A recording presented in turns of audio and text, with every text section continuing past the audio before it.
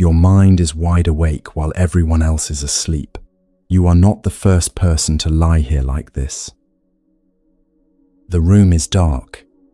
The house is quiet in the way houses get quiet after midnight, a silence that is different from daytime silence, heavier somehow, more complete. Your body is tired. You can feel that it is tired, and yet here you are. The clock, the math, the ceiling. Maybe you have been here before, maybe many times. And maybe the thing that makes it hardest is not the wakefulness itself, but the layer that settles on top of it. The frustration, the calculation of lost hours, the quiet and familiar feeling that something must be wrong with you for not being able to do the one thing every living creature is supposed to be able to do. Nothing is wrong with you. People have been lying awake at this hour for as long as there have been people. In the 6th century before the Common Era, in northern India, the Buddha sat with practitioners who could not settle their minds in the dark and looked at what was happening in them with extraordinary precision. He was not alarmed by it. He did not tell them to try harder or think less or simply relax. He looked at the restless mind the way a good doctor looks at a fever, with recognition, with calm, with the steady attention of someone who has seen this before and knows exactly what it is. He gave it a name: restlessness and worry. One of 5 specific conditions, he said, that the untrained mind generates when stillness arrives without warning. Not a disorder, not a failure, a known condition, as recognizable and as workable as any other state the mind moves through in the course of a human life. Stay with that word. Workable. The Buddha described this state with an image that has stayed in the tradition for 2,500 years. A bowl of water stirred by wind. The water is not damaged. It has not become something other than water. It is simply moving, and while it moves, it cannot reflect anything clearly. The stillness is still there, underneath the movement. It was there before the disturbance. It will be there after. When the wind withdraws, the water finds its way back to it, through the simple absence of whatever was stirring it. Most people, waking at this hour, become the wind. The clock becomes a problem to solve. The remaining hours become a calculation. Tomorrow becomes a rehearsal. And each thought directed at the restlessness stirs the water a little further from stillness. The hand reaching in to calm the surface is the very thing keeping it disturbed. Ajahn Chah, one of the great Buddhist teachers of the 20th century, spent decades watching this pattern in practitioners at every stage of experience. He said, "A mind that will not rest is not a broken mind. It is a mind that has not yet been given permission to stop." That permission is what this is. Not a technique for forcing sleep, not a sequence of steps to perform correctly. Something older and quieter than that. 2,500 years of careful human attention to this exact hour, this exact state, and what the people who sat through it discovered about what the mind actually needs when it finds itself here. The oldest Buddhist texts describe the first move not as an action but as a recognition. When restlessness is present, know that it is present. See it. Name it. Let it be exactly what it is without adding anything to it. This is where the path begins, not with fixing, not with forcing, but with the kind of clear, unhurried seeing that the tradition has been cultivating for 2,500 years. Because here is what the tradition knows that the calculation does not. The mind's natural condition is stillness.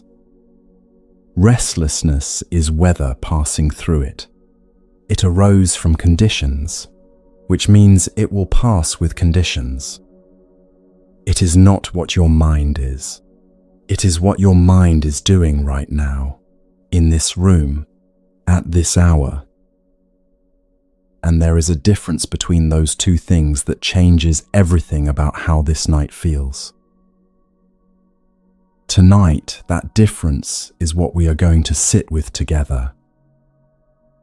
There will be a practice for the breath, drawn directly from the oldest Buddhist texts, simple enough to do lying down in the dark with a mind that is still moving. There will be stories from people who built this tradition, people who knew this ceiling, this math, this particular weight of the hours before dawn, and found their way through it.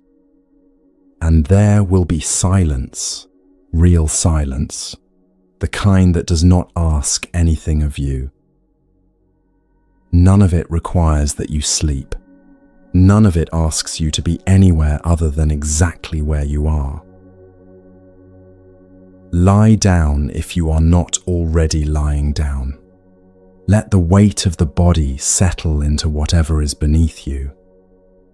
And if you would like, tell us in the comments where in the world you are listening from tonight. The restlessness is still here. That is fine. It is workable. And so is this night.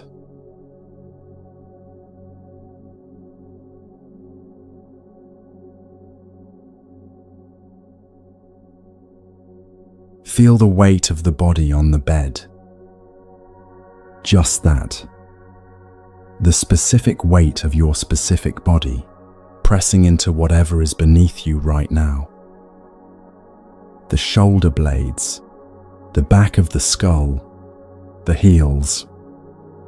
All of it held, without any effort on your part, by something solid and patient underneath. You did not have to ask it to hold you. The bed is simply doing what the bed does, and your body is resting in that. This is already happening, right now, whether or not the mind has noticed. Let the mind do what it is doing. Let it move. Let it circle. Let it return to the same thought it has returned to 3 times already tonight. You are here to let the body be held while the mind does what minds do in the dark. The Buddha made an observation that is easy to miss because it arrives without drama. He said, when the mind stops fabricating, stops reaching toward a state it wants, stops pushing away the state it is already in, disturbance loses its ground. The disturbance needs only to be left alone. What the tradition means by fabricating is specific.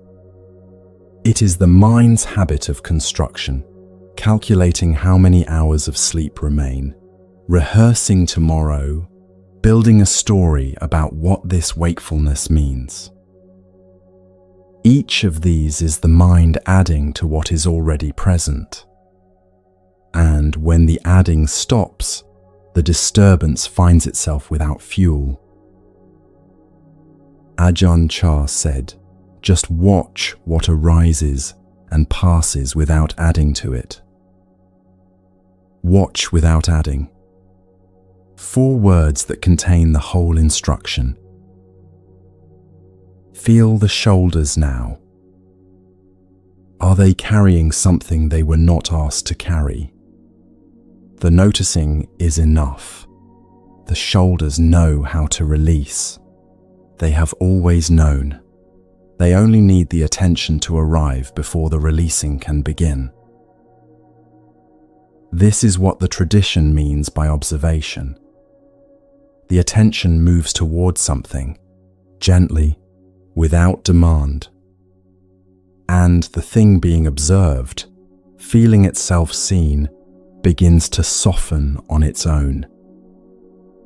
The seeing is the doing. Let the jaw soften now. The jaw carries an enormous amount without ever being asked to.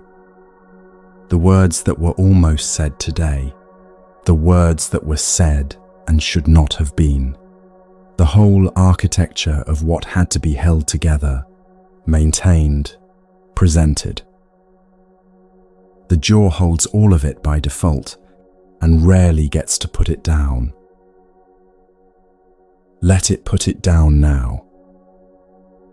There is no one here who needs anything from you at this hour. The jaw can simply be a hinge, resting. The recorded teachings of this tradition often begin the same way. The Buddha is staying in a forest, beside a river, in a park on the edge of a city, at night, under trees. These are the places where the teachings arose, in open air, in darkness, in the particular quality of attention that becomes available when the ordinary busyness of the day has stopped. The tradition chose these settings deliberately. Darkness opens something in the mind that daylight keeps closed. The forest at night, the river at night, the open field under stars. These are the conditions in which the mind, released from its usual demands, begins to settle into what it actually is beneath the movement. As the body settles now, the mind may find an image arriving on its own, a quality of darkness that has depth to it, a sense of open space, water somewhere, or trees, or simply the feeling of being out of doors at night under a sky larger than the ceiling. If an image comes, let it come. If nothing comes, the breath is enough. The darkness of this room is enough. The weight of this body on this bed is enough. The tradition is asking you to be more fully where you already are. Feel the hands now. Wherever they are resting, on the chest, beside the body, under the pillow, feel the temperature of the air against the skin, the slight coolness, the faint pulse that lives in the fingertips, steady and unhurried, doing its work without being asked. This pulse has been doing this your entire life. Through every difficult night, every sleepless hour, every morning that arrived before you were ready for it. It did not require your management. It simply continued, the way the tradition has continued, patient and unbroken, through everything. Let the hands be open now, if they are willing. Palms facing upward, or resting however they rest naturally. Open hands are an old gesture in this tradition. A mind that is receiving, a body that has stopped defending itself against its own experience. Bring the attention to the breath now. The way it moves into the body, the way it moves out, the chest rising slightly, the chest settling, the faint coolness at the nostrils when the air enters, the faint warmth when it leaves. The The breath is already doing what it knows how to do. Your only work right now is to notice it. This is the oldest breath practice in this tradition. The simple act of knowing the breath is present. Knowing, attending, being with the breath the way you would be with a quiet companion in a dark room. Simply present, simply there. Let the breath breathe itself. There is a moment, very small, almost invisible, that exists after the breath leaves the body and before the next breath begins. A pause, a gap. The tradition noticed this pause and gave it attention for a reason. In that gap, the mind is doing nothing. It is reaching for nothing. For that fraction of a moment, the disturbance has no foothold. The water is completely still. Let the next breath go out now. And find the pause at the end of it, the small space of nothing. It lasts perhaps a second. Stay with it for as long as it lasts. And when the next breath comes, let it come. The body knows when to breathe. You are only watching. You are not the one doing the breathing. You are the one noticing that breathing is happening. This distinction matters more than it sounds. Bring the attention down to the belly now. The belly rises when the breath enters. It falls when the breath leaves. A slow wave, moving through the body, without interruption, without effort. The belly has none of the tension the shoulders carry, none of the holding the jaw holds. The belly simply moves with whatever the breath does. It is the most honest part of the body at this hour. Rest the attention there, on the rise, on the fall, on the rise again. The mind may drift. That is expected. When it does, the instruction is the same instruction the tradition has always given. Notice that the mind has drifted and return the attention to the breath.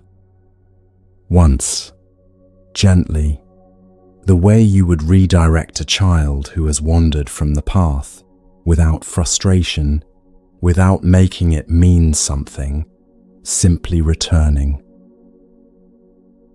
Every return is the practice. The tradition is not interested in how long the attention stayed before it drifted. It is interested in the quality of the return.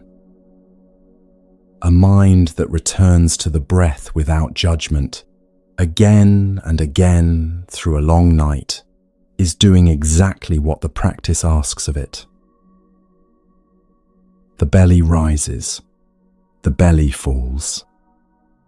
There is something the practitioners of this tradition understood about sustained attention that takes time to discover on your own. The attention placed on the breath is a hand resting lightly on a surface, present enough to feel what is there, light enough not to disturb it. The breath under this kind of attention slows without being told to. The body under this kind of attention releases without being asked. This is the quality the tradition spent centuries refining: attention without interference, presence without demand. Outside this room, the night continues the way nights continue, unhurried, untroubled by whether anyone is watching. Somewhere there is a forest where the trees are standing in darkness, exactly as they stood yesterday and will stand tomorrow. Somewhere there is a river running the way rivers run, without urgency, without destination, simply moving, because moving is what rivers do. The breath in your body is part of that same unhurried world. It belongs to the night, to the dark, to the long, slow rhythm of things that continue without being managed. You are part of that rhythm now. The fabrication has less grip than it did when you began listening. The shoulders are lower, the jaw is softer, the hands are open, the breath is moving through the belly without being asked to. This is what the teaching means when it says that disturbance loses its ground when the mind stops adding to it. The mind has stopped adding. Enough. There is one thing left to understand about this hour before we go further into the night together. The people who built this tradition woke at this hour across thousands of years, in forest monasteries and river caves and small rooms not unlike the one you are in now. They did not call it insomnia. They did not call it a problem. They had a different name for it, and that name will change how you hold the rest of this night.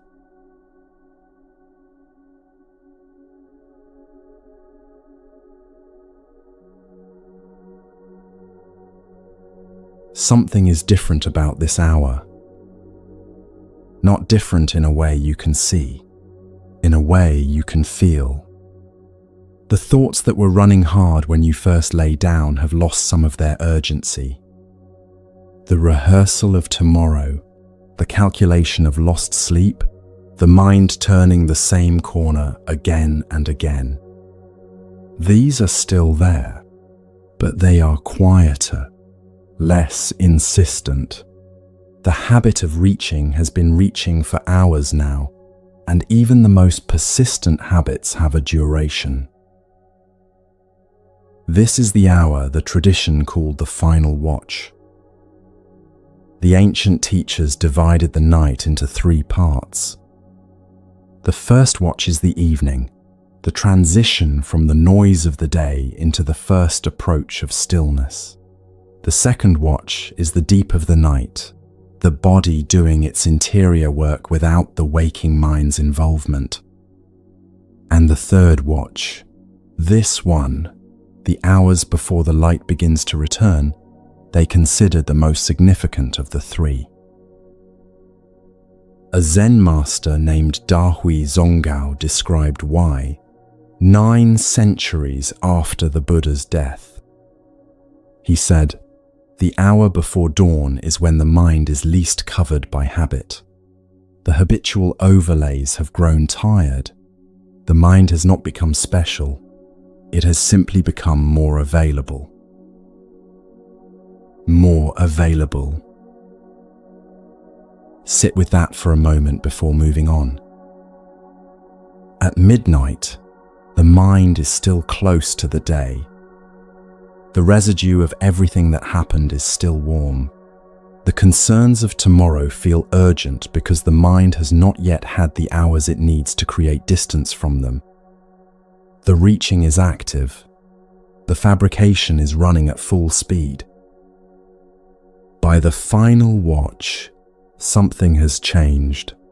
The concerns have not disappeared. The tomorrow has not resolved itself. But the mind has been running the same loops for long enough that the loops have begun to slow. The urgency that felt absolute at midnight feels less absolute now. The thoughts have not stopped, but they have stopped feeling like emergencies. This is what the tradition noticed and what Dahui Zonggao named. The habitual overlays have grown tired. And in the tiredness of the habitual, something that was always underneath has room to be felt. The Buddha described his own night of awakening as reaching its turning point in this same watch. Not in the first hours, when the mind is still warm with the day. In the final watch, the hours before dawn, when the habitual patterns had run their course and what had always been underneath them had room, finally, to surface. He described this not as a dramatic event, but as a recognition. The mind that had been attending carefully through the night simply found, in this watch, that what it had been looking toward was suddenly visible. The way a landscape becomes visible at dawn, not because the landscape has changed, but because the darkness has thinned enough to see through. You are in that watch right now. The covering is thinner than it was when you first lay down. Notice what that feels like from the inside. There is a quality of attention available right now that was not available when you first began listening tonight. Earlier, the attention kept being pulled toward the clock, toward tomorrow, toward the story of what this wakefulness meant. The pulling had a specific gravity to it, a weight in a direction, something the attention was always being moved toward, whether you wanted it to be or not. That gravity has loosened. The attention is still here, but it is more willing now to simply rest where it is placed, to stay with the breath rather than being pulled immediately toward the next thought. This is a small thing. In the terms of the tradition, it is also a significant one. A mind whose attention can rest, even briefly, even partially, without being immediately pulled toward its habitual objects, is a mind that has arrived at something the final watch makes available. Feel that in the body now. The jaw is softer than it was at the beginning of this night.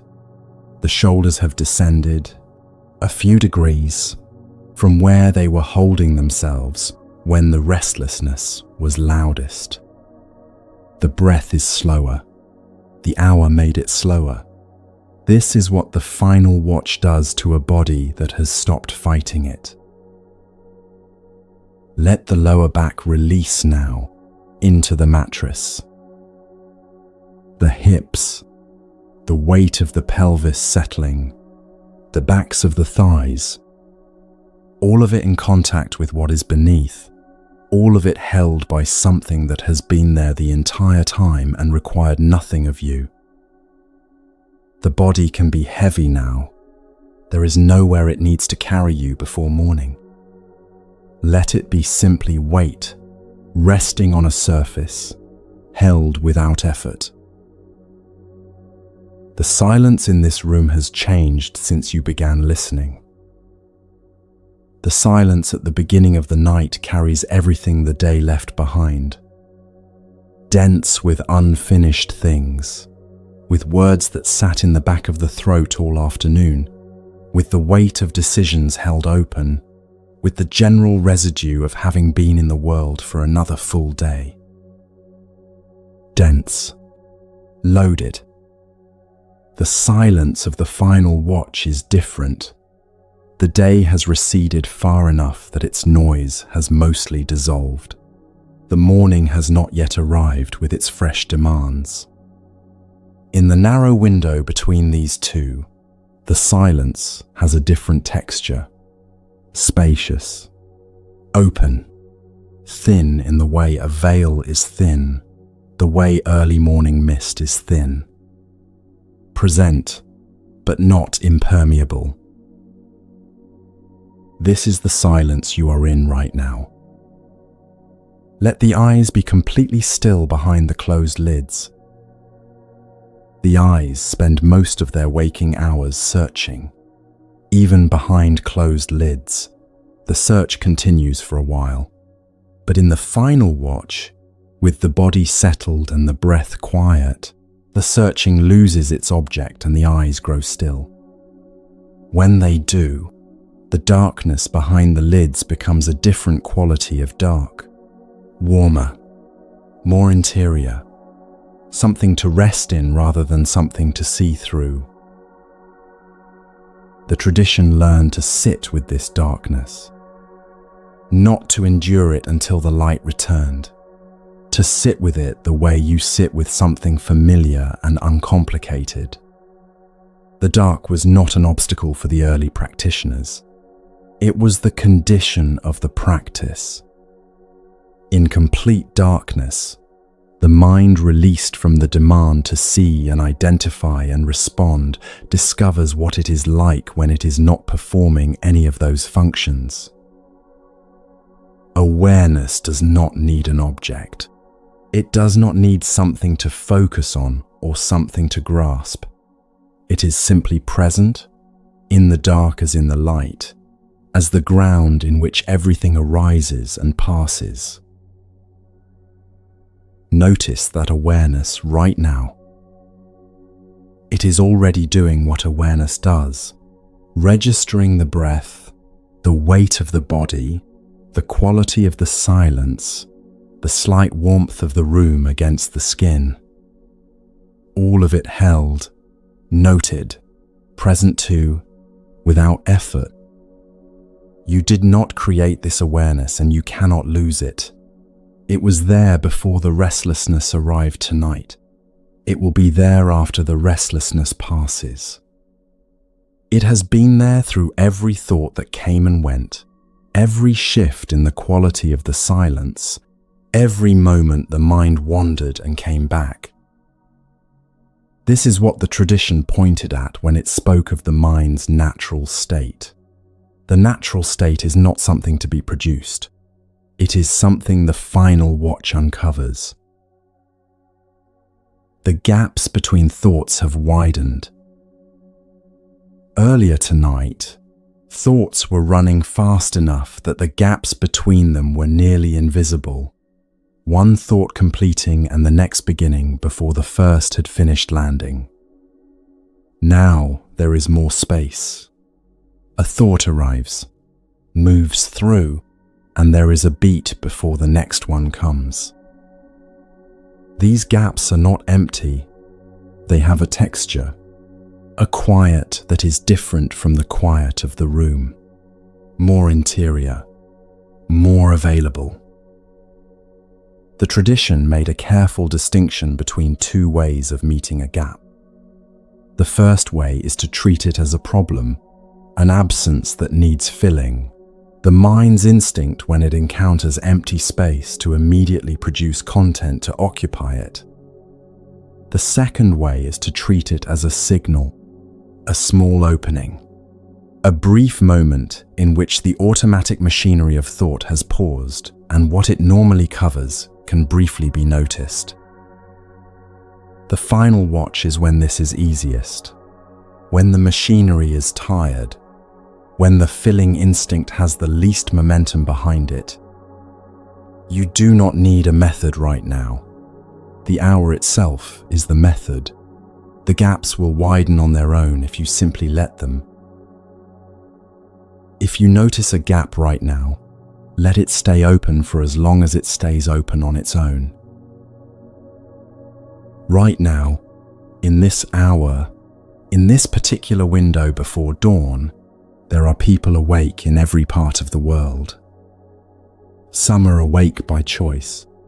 Some, like you, were brought here by wakefulness rather than intention.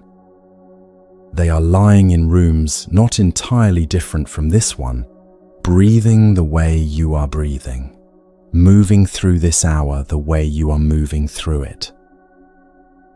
The tradition understood this long before any of them could have known each other existed. The final watch is the hour when the smallest and quietest community on earth is briefly, without knowing it, together. You are part of that community right now, in this room, in this dark, in this watch. The breath practice that belongs to this hour is the oldest one the tradition has. It was not designed for a meditation hall or a particular posture or a particular level of experience. It was designed for a human body in the dark, a human mind at whatever stage of quiet it has reached, which means it was designed for exactly where you are right now. It asks almost nothing. It gives what the final watch, on its own, has already been preparing you to receive.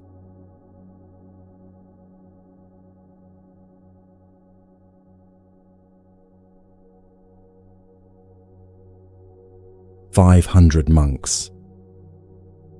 A full moon night, the kind where the light is bright enough to cast shadows on the grass. The Buddha sitting in the open air, outside the walls of the monastery, the sky enormous above him. The monks assembled around him, also in the open air, also under the full moon. He looked at them for a moment without speaking. Then he gave an instruction so simple that it has been mistaken, across thousands of years, for the beginning of something that must grow more complicated. He said, 'Breathing in long, know that you are breathing in long. Breathing in short, know that you are breathing in short.' That was the beginning.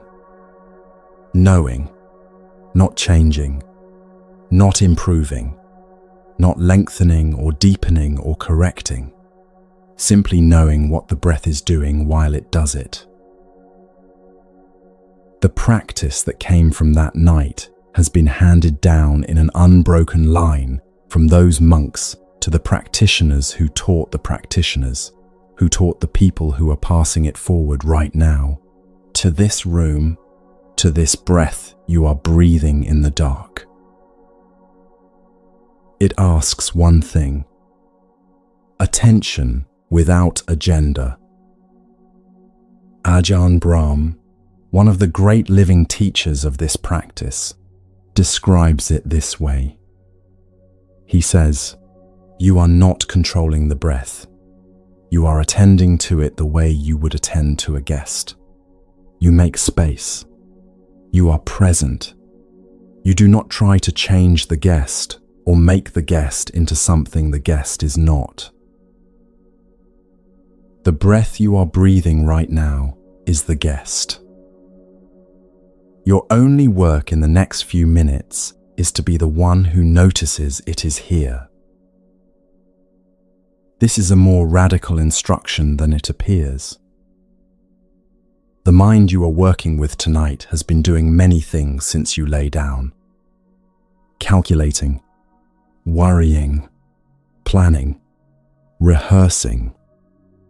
These are all forms of construction, the mind building something out of the raw material of thought. What the breath practice asks is the opposite of construction. It asks the mind to stop building anything and simply attend to what is already here, already happening, already complete without the mind's involvement. The breath has been going on without the mind's involvement for your entire life. It went on while you slept. It will go on after this practice ends. It does not need the mind's attention in order to continue. But when the mind's attention does arrive, something changes. The mind that is genuinely attending to a breath is a mind that is, for that moment, not attending to tomorrow. The two cannot happen at the same time. This is the whole mechanism of the practice. Simply the redirection of attention to something more immediate than the worry it was previously occupied with. The practice moves through 3 phases. Each phase is short. Each phase is simpler than the mind expects. Together, they do something that cannot be done by explanation alone.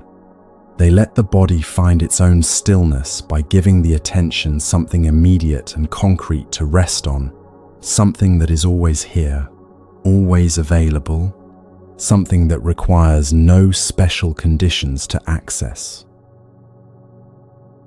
Before the first phase begins, bring the attention down from wherever it has been and let it settle at the place where the breath is most noticeable. For some people, this is the nostrils, the faint coolness at the rim of each nostril as the air passes through. For some it is the chest, the slight rise and fall. For some it is the belly, the slow movement that has been happening quietly throughout this entire night. Wherever the breath is most clearly felt, rest the attention there. The first phase.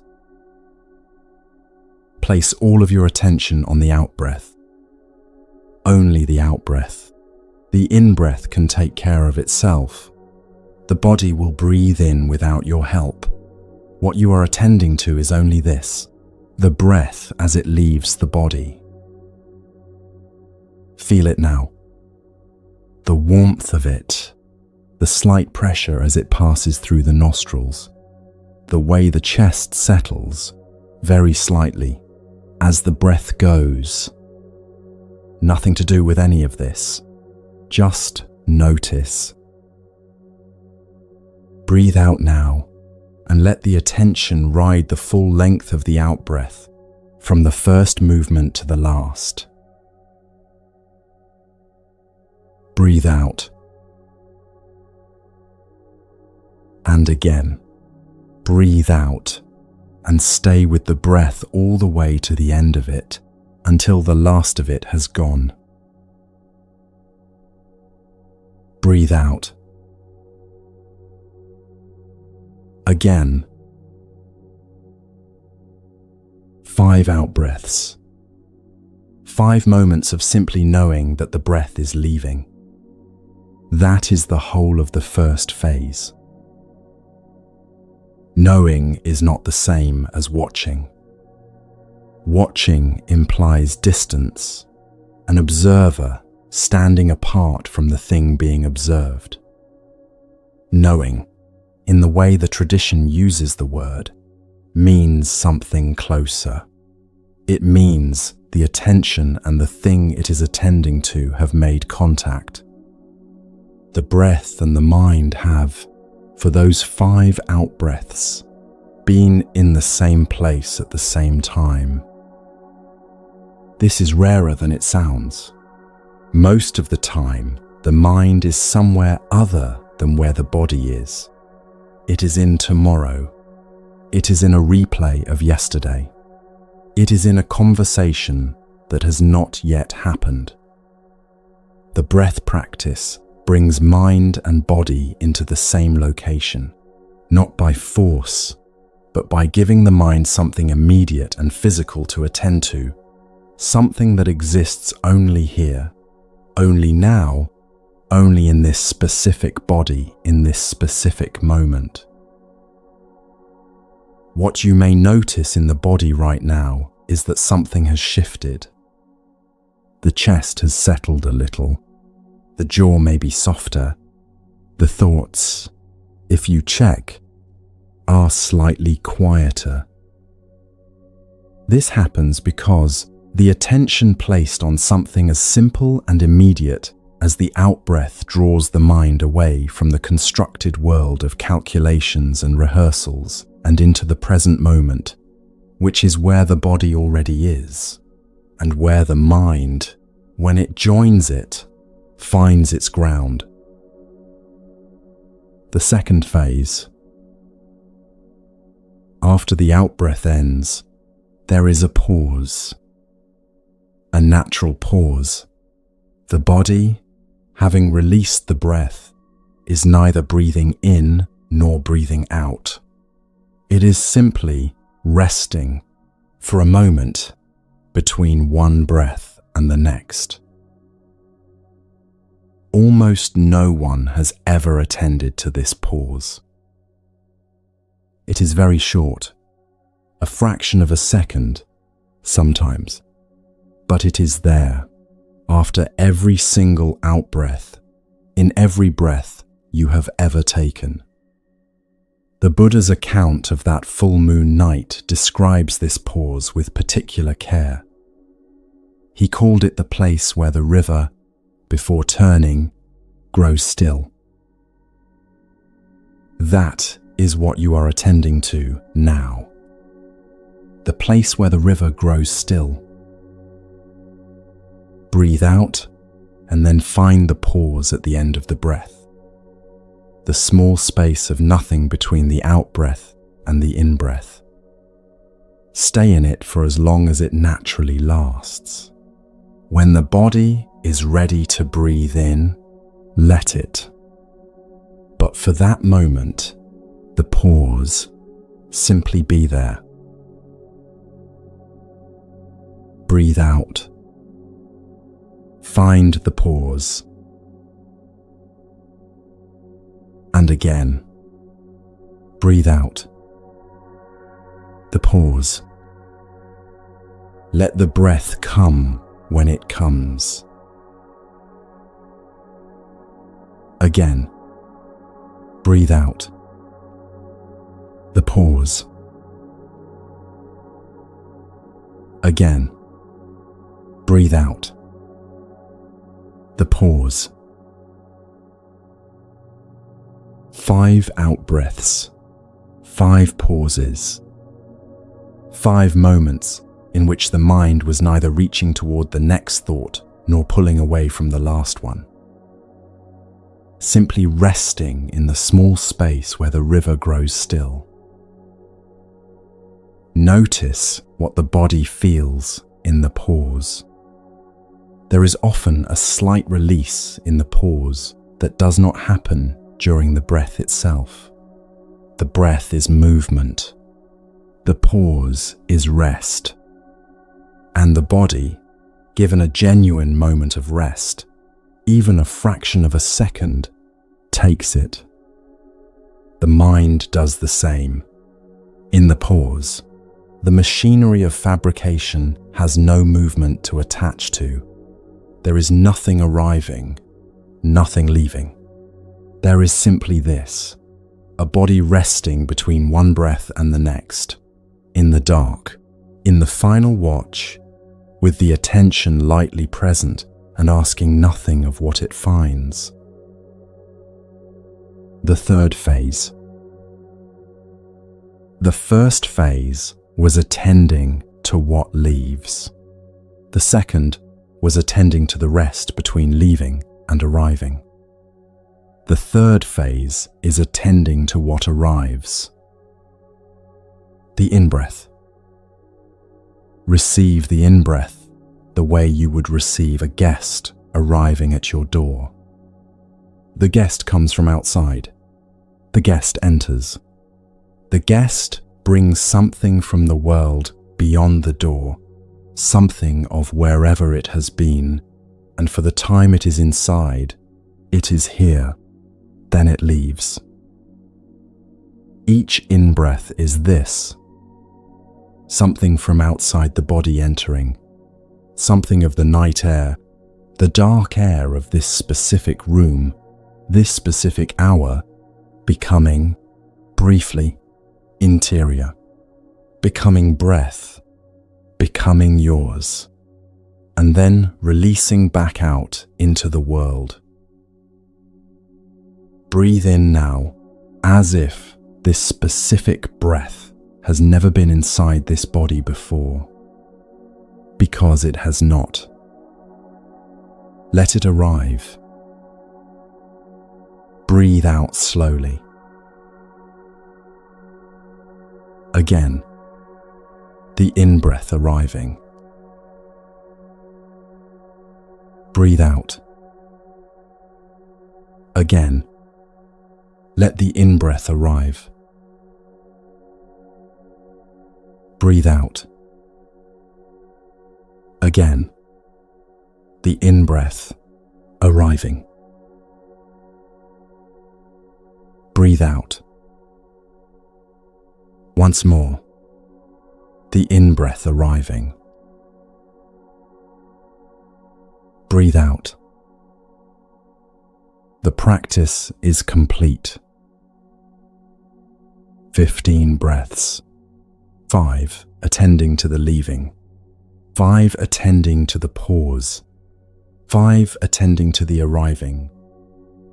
A practice handed down from a full moon night 2,500 years ago to this room, this body, this dark. There is nothing more to do right now. This is worth saying again. There is nothing more to do. The practice has been practiced. 15 breaths have been attended to. The body has been given something that the racing, calculating mind could not give it. A few minutes of genuine presence. Of being met exactly where it was, without any demand that it be somewhere else. This is what the tradition means when it speaks of kindness toward the body. The steady, uncomplicated presence of an attention that was willing to simply stay with the breath through all 15 cycles, through the wandering and the returning, through the moments of genuine contact and the moments of losing the thread. The body feels this. It registers being attended to, even when the mind is not sure whether the attention was good enough or steady enough, or what the practice was supposed to produce. The body does not evaluate the quality of the attention. It simply responds to the fact of it. The response is what you may be feeling now. A slight softening, a settling that has gone a little deeper than before. Let the attention release from the breath without forcing it anywhere. Let it simply settle. The body will continue breathing. The breath does not need to be watched in order to continue. It has been doing this since the moment you were born, and it has never once required your supervision.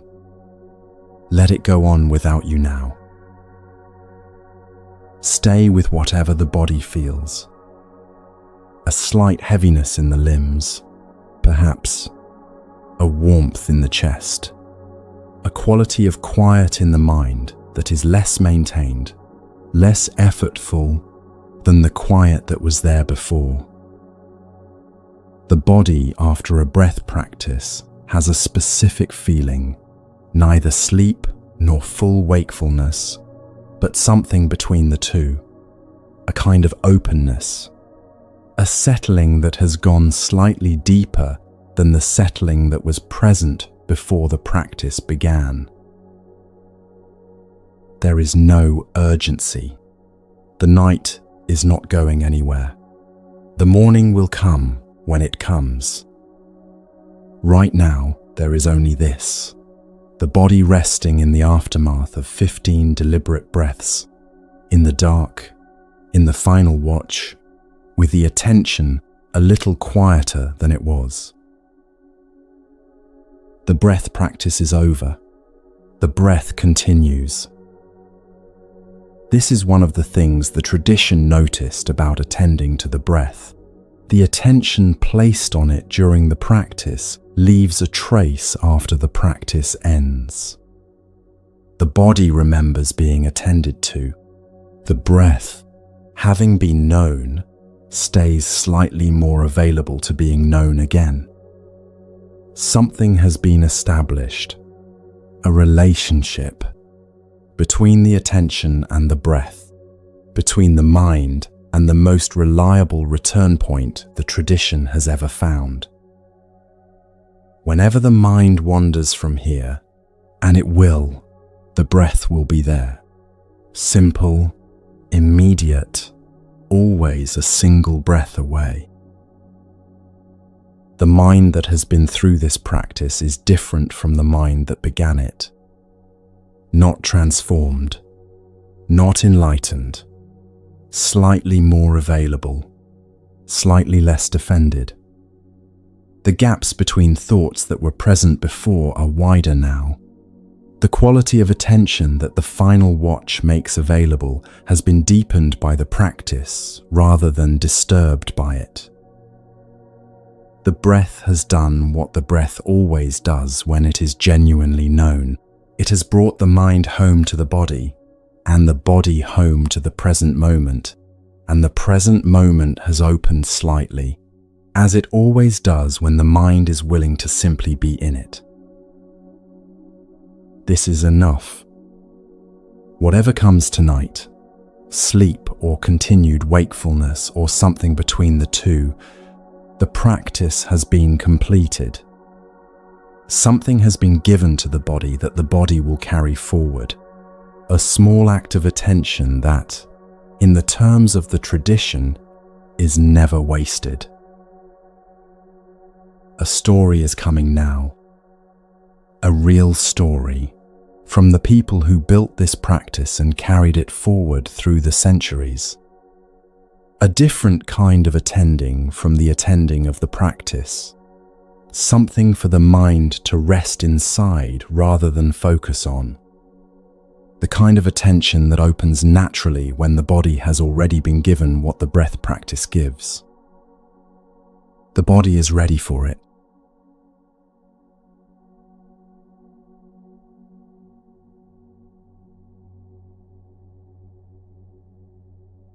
His name was Kakupala. He came to the monastic life later than most. He had lived an ordinary life before, the kind of life that leaves marks on a person, and when he finally arrived at the monastery and took his vows, he brought with him the intensity of someone who understood, in a way younger monks sometimes did not, that time was not unlimited. He chose walking meditation as his primary practice. Not sitting, walking back and forth on a path worn smooth by the feet of practitioners before him, through the day and into the evening, and then, when the others slept, through the night. Walking meditation asks something different from sitting. In sitting, the body is still and the attention is the only thing moving. In walking, the body itself becomes the object of attention, each foot lifting and moving and placing, the shifting of weight, the constant small adjustments the body makes without being asked. There is less danger of the mind drifting into sleep. There is more demand on the mind to stay with something specific, immediate, and physical. For some practitioners, this is what makes walking the harder practice. For Kakupala, it was what made it the right one. The nights were when he did his most careful work. Bring the attention now to the forehead. The skin of the forehead, the space just above the eyebrows. Many people carry a faint tension there without knowing it, a slight furrow, a concentration of effort that has been sitting in the same place since sometime in the afternoon. Simply notice what is there. No instruction to change it. Just the attention arriving, the way light arrives in a room when a door is opened, without demanding anything of what it finds. Kakupala walked his path through the nights of the rainy season retreat, when the monks stayed in one place and intensified their practice. He walked with the deliberateness of someone who had decided that each step was worth the full attention of the mind. Not the step coming, not the step just past. This step, the one happening now, the foot lifting, moving, placing. The eyebrows now. Are they raised slightly, holding something? The forehead and the eyebrows carry expressions that were formed in response to things that happened hours ago and have simply stayed, the way a face holds an expression after the feeling that produced it has passed. Let the forehead be smooth now. Let the eyebrows rest. Not by forcing them down, just by withdrawing the tension that was holding them up. Whatever is in the forehead now, let it be there without adding to it. The noticing has already begun the softening. This is what the tradition observed across thousands of hours of practice. The attention alone, placed on a part of the body with genuine curiosity and without demand, begins a process the thinking mind cannot accelerate. The forehead knows how to release. The brow knows how to unfurrow. They only needed the attention to arrive and to stay, without agenda, long enough for the process to begin. Months passed. Season after season of this dedicated walking practice, night after night on the same path. And then something began to happen to his eyes. It happened gradually at first, the way these things often do, a blurring at the edges of his vision, a sensitivity to light, pain, eventually, that came and went and then came and stayed. The other monks urged him to rest, to stop the night walking, to let his eyes recover. He consulted teachers. He sought treatment in the ways that were available to him. Let the eyelids soften now. The eyelids are already closed, but closed can mean different things. Closed with effort, holding themselves shut against the light, against wakefulness, against the night, or closed with ease, simply resting over the eyes the way a cloth rests over something it is covering, without weight, without pressure. Let the eyelids be the second kind of closed now, resting, easy. His eyes did not recover. They worsened gradually, and then quickly, and then one morning he woke and the world he had been able to see, however dimly, was gone. He was blind. He continued walking his path. Consider what this required. Not heroism in the dramatic sense, not gritted teeth and forced endurance, but something quieter and more demanding, the willingness to return to the same path, in the dark, with a body that was now navigating by memory and touch and the accumulated knowledge of thousands of previous walks. To return without the eyes that had previously confirmed that the path was there, that the feet were landing where they were supposed to land, that the world was what it appeared to be. He returned because the practice was the practice. The practice did not change because his conditions had changed. The path was the same path. The attention required was the same attention. What the blindness had changed was not the nature of the practice, but the nature of what he could rely on to support it. He could rely on his mind. The mind that had been training itself, night after night, to stay with each step. The mind that had developed, through all those seasons of walking, a capacity to be present that turned out to be independent of his ability to see. The space between the eyebrows. There is often a gathering of tension there, a slight pulling together, a micro-expression of concern or concentration that runs so constantly it has become invisible. Simply let the attention arrive at that space, the space between the eyebrows, the bridge of the nose, the small valley of skin that connects one eye to the other. Let that space widen, not by pulling the skin apart, just by releasing whatever is drawing it together. He continued, "This is the part of the story that matters, and it is the part that requires no embellishment, because what the monk did next is more remarkable than anything that could be added to it." He walked his path in complete darkness. The same path, worn smooth by his own feet and the feet of those before him, now navigated entirely by memory and by the body's accumulated knowledge of where the path turned, where the tree root crossed the edge of the flagstone, where the slight rise in the ground signaled the end of one pass and the beginning of the next. The eyelids resting, the space between them open, the eyes themselves behind the closed lids be still now. Eyes in darkness often continue to search.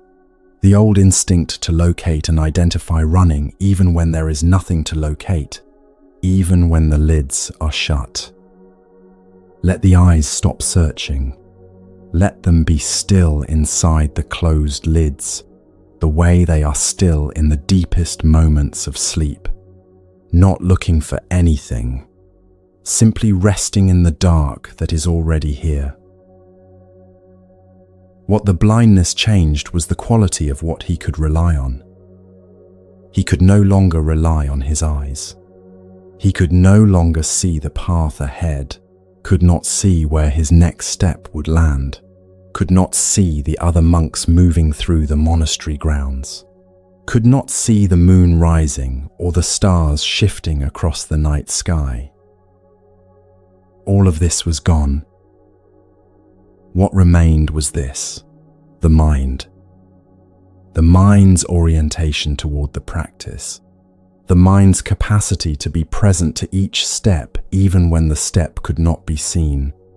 The mind's ability to hold the practice as the primary fact of each moment, prior to circumstances, prior to conditions, prior to the question of whether the conditions were favorable or not. The jaw now. The jaw holds more than most people know. It holds the words that were decided against, the conversations that went one way when the body wanted them to go another, the effort of maintaining composure through things that did not merit composure. The jaw is a keeper of what was kept. Let it release now. Let the back teeth part. Just slightly, a millimeter of space between the upper and lower jaw. The tongue resting on the floor of the mouth rather than pressed against the roof. The muscles at the sides of the jaw softening, not slackening, softening, the way a fist softens when it opens. There is something the jaw also holds that does not have a name. Not a word or a decision or a conversation. Something more like a stance. The jaw, over the course of a life, develops a default position that reflects the general posture of a person toward their circumstances. Braced, ready, held against something. Most people have been holding their jaw this way for so long that the holding feels like the absence of tension rather than its presence. Let the jaw be genuinely loose now. Let the chin drop fractionally, just the weight of the jaw itself pulling it down. The teeth parted. The tongue resting where it rests without effort. The whole lower face given permission, finally, to be simply a face at rest in the dark. Night after night, Kakupala walked. Not because he could not feel the difficulty of what he was doing, not because the blindness had made the practice easy, because the practice was the practice, and the practice did not require his eyes. It required his mind, and his mind, as it turned out, was available in the dark in ways it had not always been in the light. The tradition that preserved this story chose it to place at the very beginning of one of its most important commentaries. Before any other story, before any other teaching, this one, a monk who practiced in darkness, a monk whose conditions for practice were as unfavorable as conditions can become, and who practiced anyway, not through heroic willpower, but through a simple orientation of the mind toward what the mind can do, regardless of what the body is going through. The throat now. The front of the throat, where the words form. The back of the throat, where they are sometimes stopped. Let the throat be open, not performing openness, just letting the muscles that constrict and hold relax into their natural resting position. The throat does not need to be ready to speak tonight. It does not need to be holding anything back. Let it simply be a passage, open, easy, neither withholding nor prepared. Mind is the forerunner of all actions. Let that land for a moment before continuing. This is the first teaching recorded at the beginning of the text that preserved Kakupala's story. The teaching does not mean that the mind controls the body, or that the right mindset produces the right outcome, or that suffering can be willed away by thinking correctly about it. It means something more precise, that the quality of the mind's orientation determines the quality of whatever follows from it. A step taken with the mind present has a different character from a step taken with the mind elsewhere, even if the two steps look identical from the outside. A night spent with the attention oriented toward the practice has a different quality from a night spent in passive endurance, even if the external conditions are the same. The mind is not separate from the act. The mind is the quality of the act. Kakupala's steps on his nighttime path had a quality they would not have had if his mind had been elsewhere. The blindness forced a kind of presence that his sighted practice had approached but perhaps never fully achieved. The neck now. The back of the neck, where the skull meets the spine. This is a place that carries the weight of the head, which is heavier than most people realize. Several kilograms of skull and brain that the neck has been holding upright for the entire waking day. Let the neck be long now, the head floating back and slightly down into whatever is supporting it, the vertebrae settling into their natural alignment, the muscles that have been doing the holding given a moment to simply hold without effort. He walked until he could not walk. He practiced until the night was over and the monks around him began to stir for the morning's observances. Then he rested. Then he walked again the next night. The shoulders. The shoulders deserve more time than they usually get. They have been raised, perhaps, since sometime this afternoon, elevated by fractions of a millimeter, in the way the body elevates against stress and holds the elevation long after the stress has passed. Let them drop now, not by pushing them down, but by withdrawing the instruction that has been holding them up. The instruction was given so long ago that the body forgot it was following an instruction. It simply held. Let the holding end now.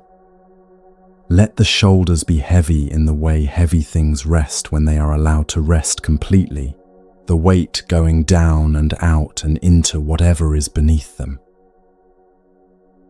The upper body has been visited now. Forehead, eyebrows, the space between them, eyelids, eyes, jaw, throat, neck, shoulders. Each place attended to, each place a little softer than it was. The body scan is not a technique for forcing relaxation.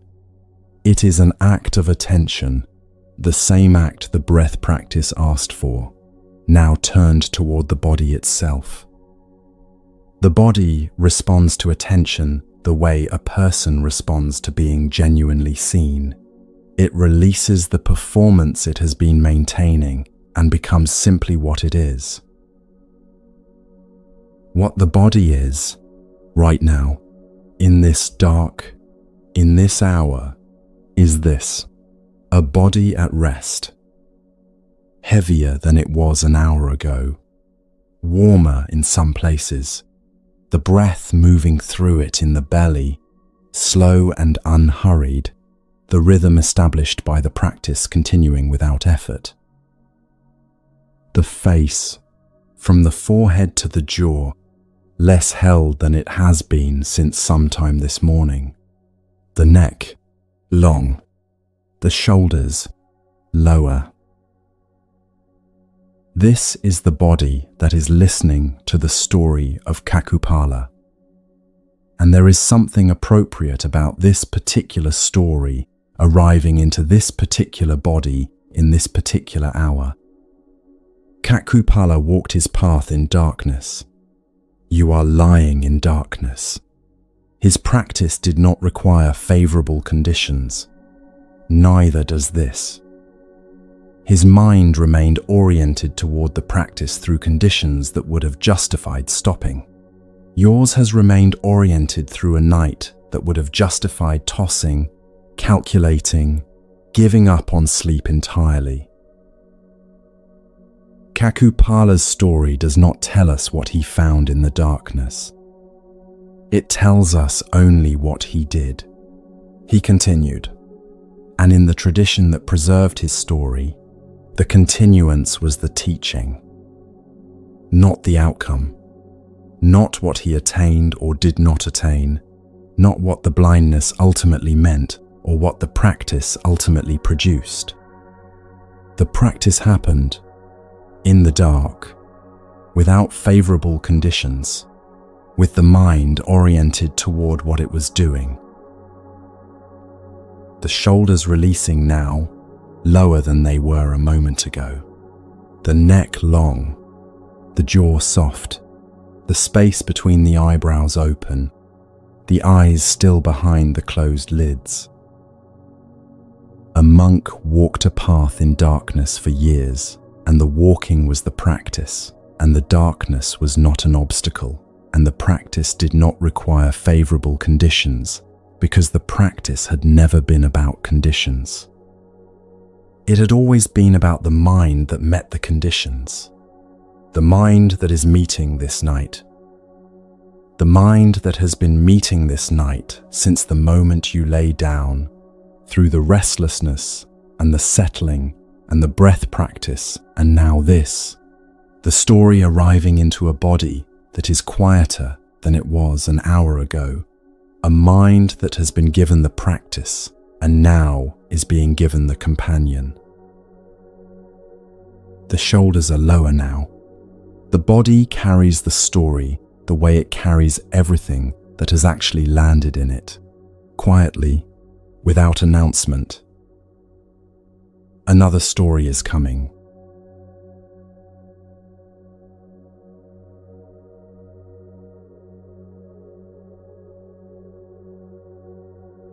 Some things become what they are only through repetition, not through a single grand act, through the same small act, done again and again across years. The way a path is worn smooth not by one pair of feet, but by thousands of crossings. The way a piece of wood becomes polished not by effort, but by handling. The way a person becomes, gradually, the thing they have been doing all along. Her name was Visakha, and she gave to the community of monks and nuns for decades. This is the simple fact at the center of her story. She was a laywoman, a householder with a family and a household, and all the ordinary complications of an ordinary life, and she gave. Robes, food, medicine, the shelter of a great monastery she arranged to have built. She gave consistently across decades, not because her life was without difficulty, but because giving had become, through repetition, who she was.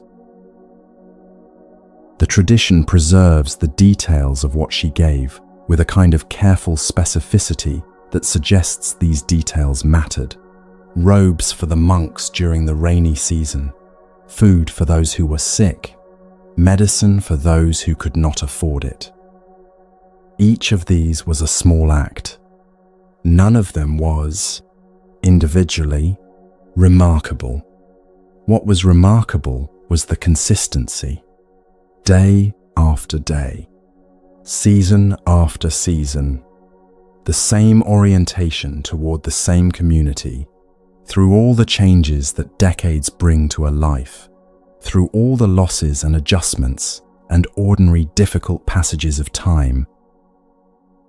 This is a different kind of practice from Kakupala's. His was intensive, solitary, driven by a single-pointed focus on a single practice. Hers was distributed across the ordinary requirements of a life with family and commerce and social obligations and personal grief. The practice happened inside all of that, not apart from it. Bring the attention now to the chest. The chest has been breathing through this entire night without being asked to. Through every restless hour, every calculation, every moment of lying in the dark, wondering what was happening and why sleep would not come. The chest continued, in and out, the lungs filling and emptying, the heart doing what the heart does, without consultation, without credit, without a single moment of recognition for the work it was doing. Place a hand on the chest now, if that feels right. One hand resting lightly on the sternum, not pressing, not performing a gesture, just the weight of the hand on the chest, the warmth of the palm against the skin or the fabric, the slight movement as the breath moves underneath. This is one of the oldest gestures of self-accompaniment the human body knows. The hand placed there by a person who is, for a moment, both the one giving and the one receiving. The same warmth, the same contact, the giver and the given, to briefly, the same person. The tradition has a specific practice for this kind of warmth. It is called metta, which is sometimes translated as loving kindness, though the original means something closer to goodwill. A wish for well-being extended toward another, or toward oneself, without conditions and without the requirement that the wish be received in any particular way. The hand on the chest is a physical form of this, the body offering to itself what it has perhaps been waiting all night for someone else to offer. You are not alone in this dark. There is a hand here. It belongs to you, and it is resting, with complete goodwill, on the place that has been breathing for you all night without thanks. Visakha came to the Buddha one afternoon weeping. Her granddaughter had died. She had loved the child completely, and the death had undone her in the way that complete love undoes a person when it encounters complete loss. She came in grief, and the Buddha received her grief the way he received everything, with full attention and without the ordinary impulse to make it stop quickly. He asked her how many children and grandchildren she would wish for if she could choose. She said she would wish for as many as the leaves in the city of Savatthi. The city was large. He said, "In a city this large, someone dies every single day. If you had as many loved ones as there are leaves in this city, you would be weeping every single day." Visakha understood. The chest now. If the hand is resting there, feel the breath rising into the palm. The chest expanding on the in-breath, retreating on the out-breath. The chest holds a great deal, the way chests always hold more than what is visible from the outside. The pressure of things not said, the weight of being responsible for outcomes not fully in your control, the particular tightness that comes from caring about things that can be lost. Let the chest soften now, not by forcing it open, but by letting the breath do what the breath does, expanding the chest from the inside, and then letting go. Each out-breath is the chest releasing what it has been holding. Each in-breath is the chest being filled again. This cycle has been happening through the entire night. The chest has been releasing and being filled and releasing again, over and over, without recognition. There is a particular kind of holding the chest does when a person is trying not to feel something too fully. A slight contraction, a keeping in, the body's physical equivalent of the mind's effort to maintain composure. Most people do not know they are doing this. It has been happening for so long, it has become invisible. The breath, if allowed, will undo it. Each out-breath, if followed all the way to the end, will take a little of the holding with it. The chest does not need to be told to release. It knows how. What it needs is for the effort of holding to be temporarily suspended so that the release can complete itself. The teaching the Buddha offered Visakha was not a consolation. It was not a kindness intended to make her feel better quickly. It was something more honest and more useful, a clear pointing at the nature of grief. Grief is not a malfunction. Grief is what love produces when it encounters loss. In a world where everything that arises also passes, a person who loves completely will sometimes weep completely. This is not a problem to be solved. It is the texture of a life lived with the heart open. Visakha did not stop loving after this teaching. She did not withdraw from the relationships that had the capacity to grieve her.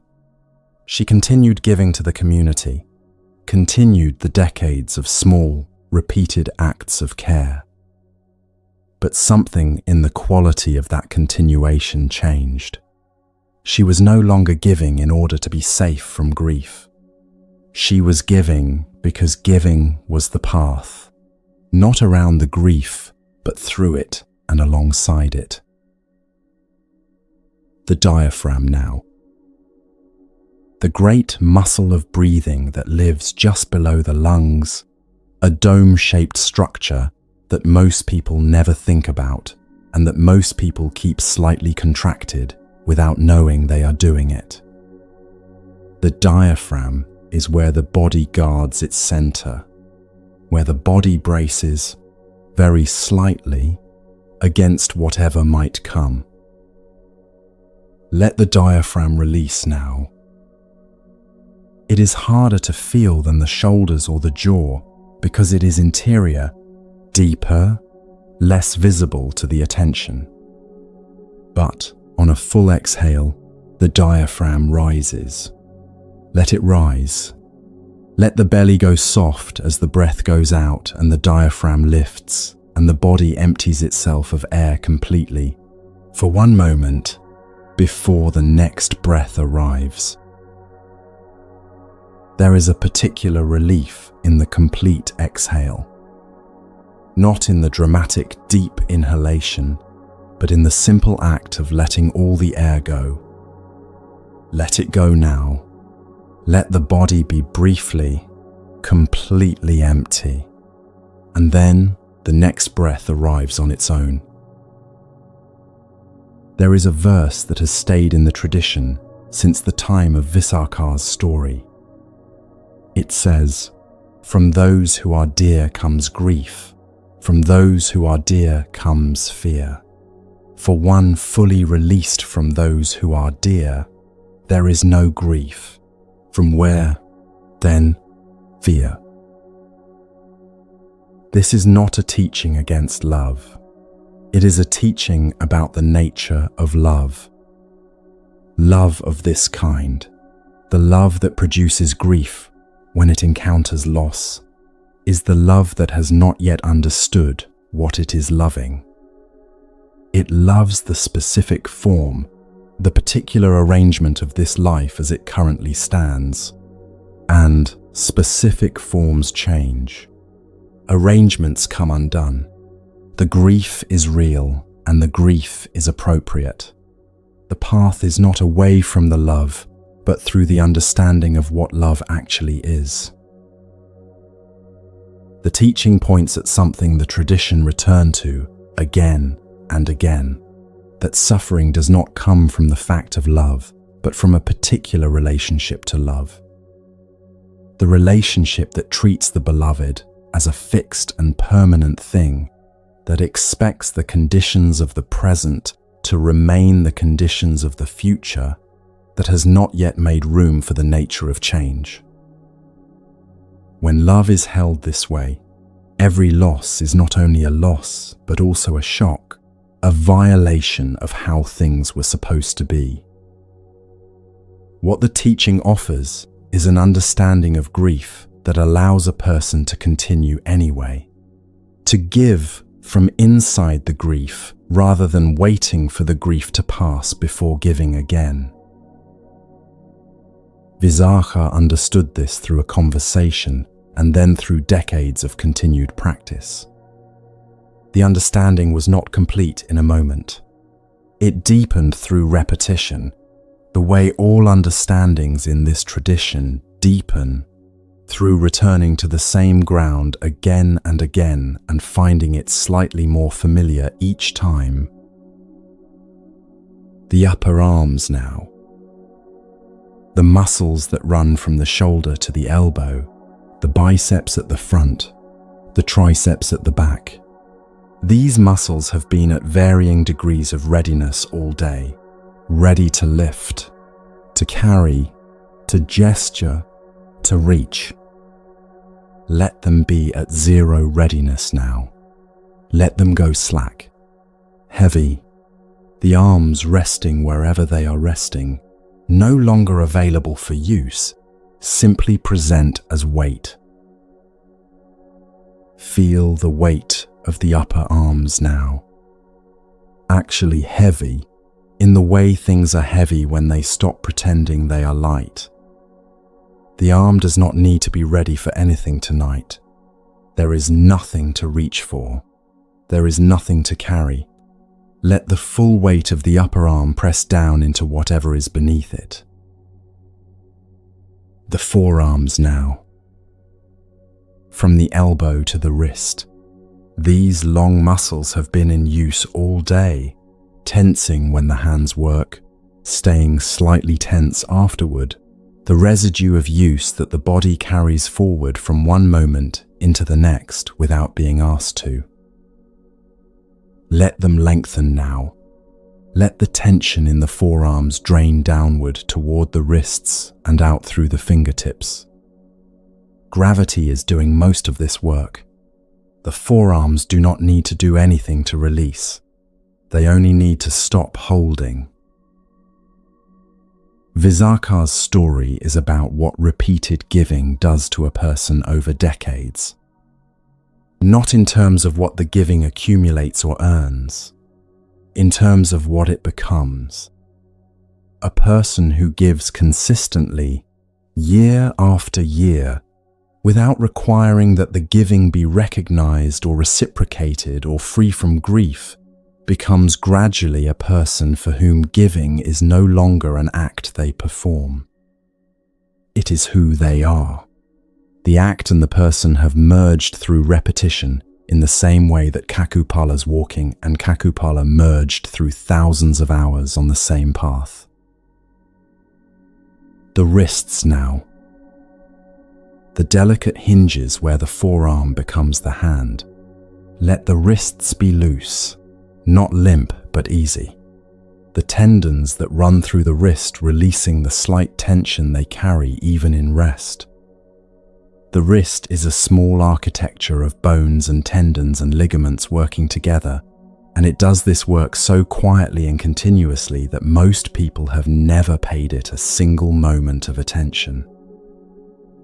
Pay it attention now, simply noticing that the wrists are there, that they have been working all day, that they can rest now. The palms of the hands. The palms have a particular capacity for warmth. When the body is relaxed and the hands are open and the circulation is moving freely through the fingers, the palms generate heat, a gentle, steady warmth. You may feel it now, in one palm or both, a slight tingling, a warmth that seems to come from inside the hand itself. This warmth is the body's own life moving through it. Visakha's hands gave food and cloth and medicine and care across decades of ordinary days. The same hands, performing the same kinds of acts, until the hands themselves became associated with those acts the way the hands of a craftsperson become associated with their craft. The hands carrying what they have repeatedly done. Your hands resting now, open or closed, wherever they are. What have these hands done today? What have they given? What have they carried? Let them rest from all of it now. Let the palms be open if they are willing, the fingers loose, the joints easy, the hands simply resting in the dark, warm with the body's own warmth, doing nothing. The fingers now. All 10 of them, from the base knuckle to the tip. Fingers hold tension in unexpected ways, curled slightly inward, the joints slightly gripped, as if the hand is almost ready to close around something. Let the fingers straighten slightly, without forcing. Let there be a little space between each finger, the hand open and resting. 2 stories have come through this night now. One from a monk on a path in the dark, one from a woman in a city, giving through decades of ordinary and difficult days. Different lives, different practices, the same orientation, continuing in the presence of difficult conditions rather than waiting for the conditions to become favorable. The conditions never fully become favorable. This is one of the things the tradition learned from watching human lives carefully over many centuries. There is no moment when everything is right for the practice. There is only the practice happening inside whatever is actually present. The monk walks in the dark. The woman gives in grief. You lie in this room, in this hour, with the mind still moving and the body quieter than it was. The body is quieter now than it has been since you lay down. The hands are open. The chest is softer. The breath is moving without being managed. Something has settled. The mind, though, may still be doing something. Something specific that has been running underneath everything else this entire night. A particular effort, very quiet, very persistent. The next teaching names it directly.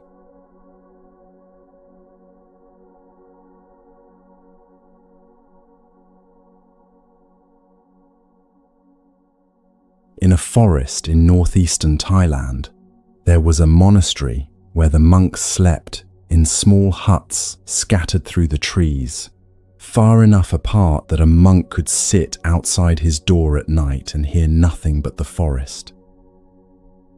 Ajahn Chah lived in this forest for most of his adult life.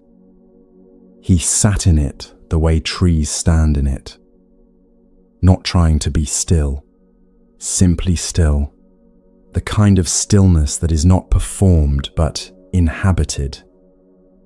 Students who came from other countries to study with him described sitting near him for hours and noticing that his quality of presence had a weight to it, a specific gravity, the way some rooms have a temperature that is different from the temperature outside. He was asked, more than once, how to find peace. His answer was always some version of the same thing. He said, if you let go a little, you will have a little peace. If you let go a lot, you will have a lot of peace. If you let go completely, you will have complete peace. He did not explain this. He offered it. The way you offer someone water when they are thirsty, without explaining the chemistry of water or the mechanism of thirst. The words are simple enough that a child can understand them. The practice they point at is simple enough to begin in any moment, including this one. The difficulty is not in understanding what is being asked. The difficulty is in actually doing it, actually experiencing what it is to set something down that the hands have been holding so long they have forgotten they were holding anything at all. What Ajahn Chah sat in the forest discovering, year after year, through decades of sitting in the same trees and watching the same seasons, was not a doctrine. It was a direct experience of what the mind is like when the holding has genuinely been released. Not suppressed, not managed, released. And what he found there, consistently, across thousands of nights in that forest, is what this teaching is pointing at now. People who were near him described it this way. Not that he was doing nothing. Not that he was in some special altered state, inaccessible to ordinary people, but that the quality of his doing had a particular characteristic. It cost nothing. A monk performing his duties, who is also carrying a heavy internal burden, moves differently from a monk performing the same duties from a place of complete ease. The actions are identical. The cost is entirely different. What the forest gave Ajahn Chah, through decades of patient sitting and watching and returning, was the direct experience of the second way of moving through a life. Not the absence of action, but the absence of the compulsive internal cost of action. This is what the teaching is offering right now, in this room, in this hour. Not the cessation of the night, or the arrival of sleep, or the resolution of anything that has not yet resolved. Simply the experience, however brief, of moving through this moment without the internal cost of holding it against itself. Let go of what? That is the question the teaching turns on. And the answer is more precise than it first appears. not the thoughts, not the difficulty of this night, not the awareness of being awake at this hour. What is being held is something smaller and more specific, a check that has been running in the background of this entire night, a recurring orientation of the mind toward one question: is sleep coming yet? Not anxious, just present, noting, briefly, the distance between where the mind is and where it's still, at some level, would like to be. There is a particular quality of exhaustion that comes not from the events of a day, but from sustained low-level vigilance. The kind of tiredness that soldiers describe after a long watch in which nothing happened. The watch was uneventful, but the watching cost something. The continuous preparation for something that never came drained resources that the dramatic event would have been too brief to drain.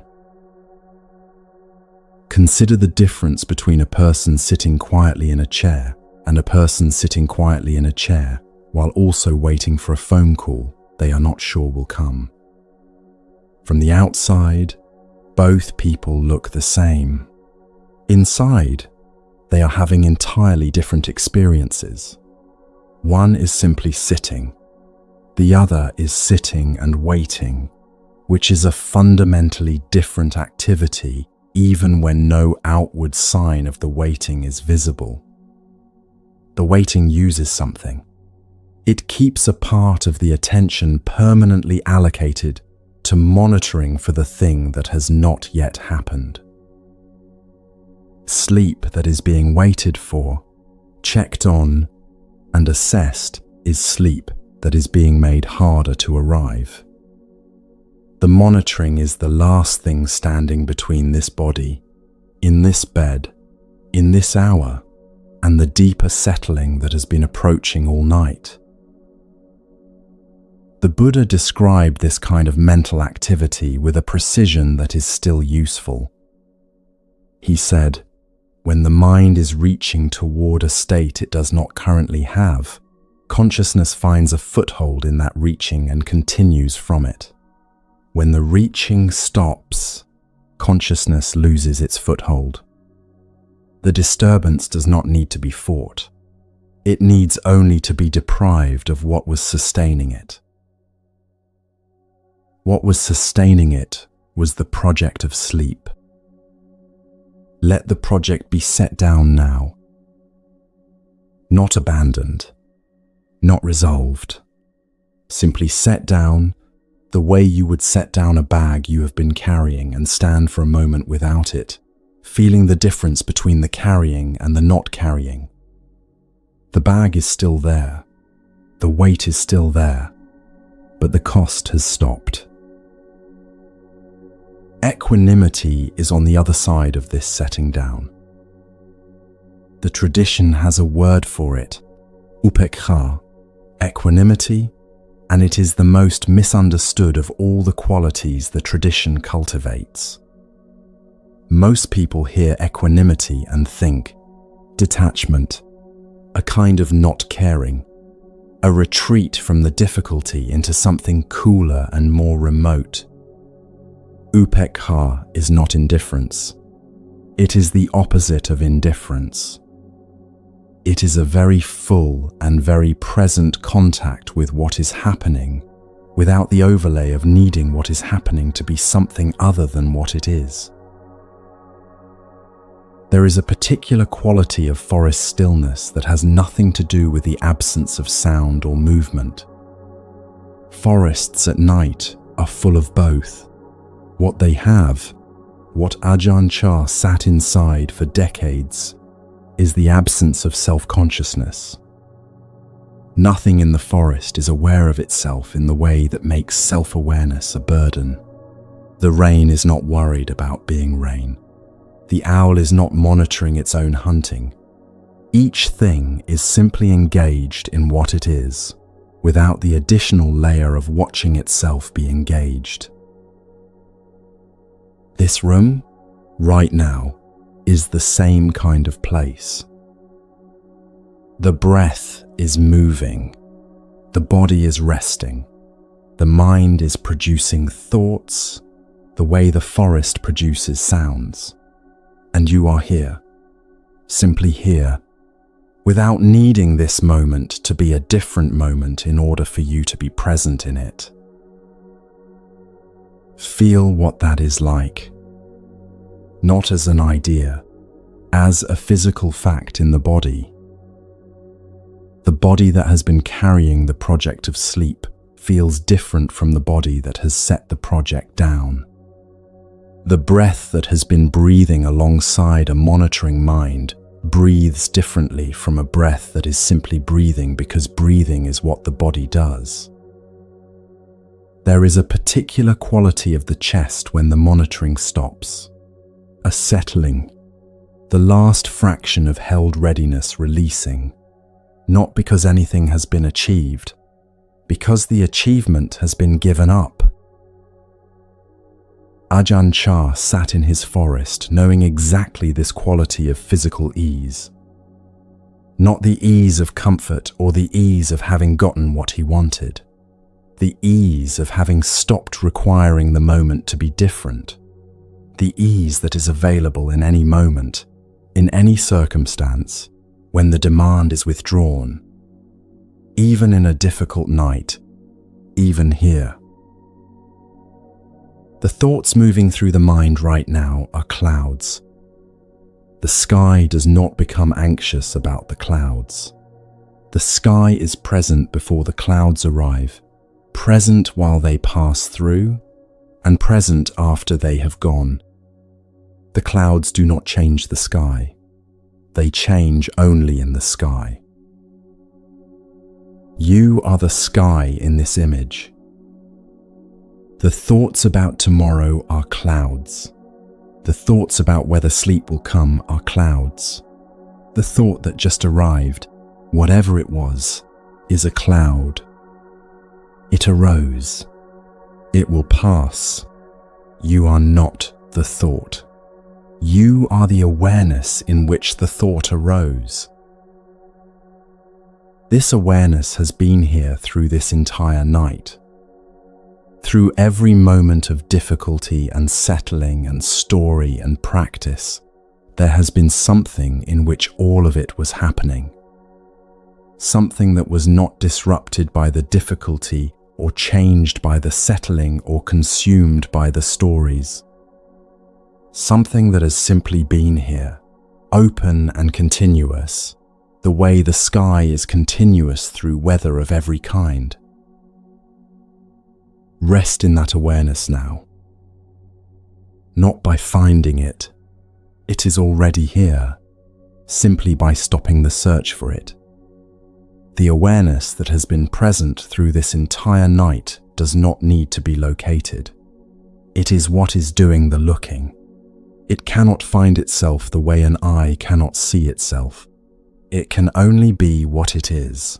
The ground in which everything else in this night has appeared and moved and settled. The thoughts are in it right now. The breath is in it. The weight of the body against the mattress is registered in it. The quality of the silence in this room is held in it. All of these things are arising in something that is not changed by any of them.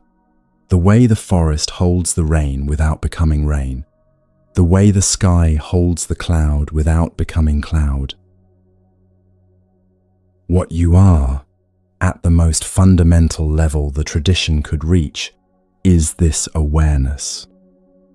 Not the thoughts, not the body, not the project of sleep or the history of this difficult night. The awareness in which all of these have appeared and passed. This is the ground Ajahn Chah sat on in his forest. This is what his stillness was made of. This is what this moment, this dark, this breath, this body at rest, is made of right now. Stay in this for a while. Nothing is being asked of you. The practice has been done. The stories have been received. The body has been attended to. The project has been set down. All of that has happened in this awareness, and all of it is still here in this awareness, and none of it has changed the awareness itself. This is the sky teaching from the inside. The clouds came. Restlessness was a cloud. The calculations were clouds. The stories were clouds, even the beautiful ones. The breath practice was a cloud. All of it moved through this awareness, and none of it became the awareness. The awareness was simply here, as it is simply here now, unchanged, available, the thing that all of this night has been happening in. Let the breath be a cloud too. Let the body be a cloud. Let the silence be a cloud. All of it arising in something that is not changed by any of it. All of it passing through something that was here before the first hour of this night began and will be here after the last hour ends. You are that something. You have always been that something. The practice did not create it. The night did not reveal it. It was simply always here, waiting for the moment when everything else became quiet enough to notice it. Let the thoughts move. Let them be exactly as loud or as quiet as they are. Let them arrive and let them go. The sky does not manage the clouds. It simply provides the space in which the clouds can be whatever they are. There is nothing to do right now. The breath is breathing. The body is held. The night is exactly what it is. The carrying has stopped. The project has been set down. There is one more quality of this awareness worth naming before the story arrives. The awareness in which all of this night has occurred is the same awareness that was present in the first restless hour. It did not become better because the settling came. It did not suffer because the restlessness was there. It has been the same awareness throughout, unchanged by what moved through it. This is not a philosophical point. It is a practical one. What you are resting in now was available in the hardest moment of this night. It did not need to be earned. It only needed to be noticed. Rest here. A story is coming.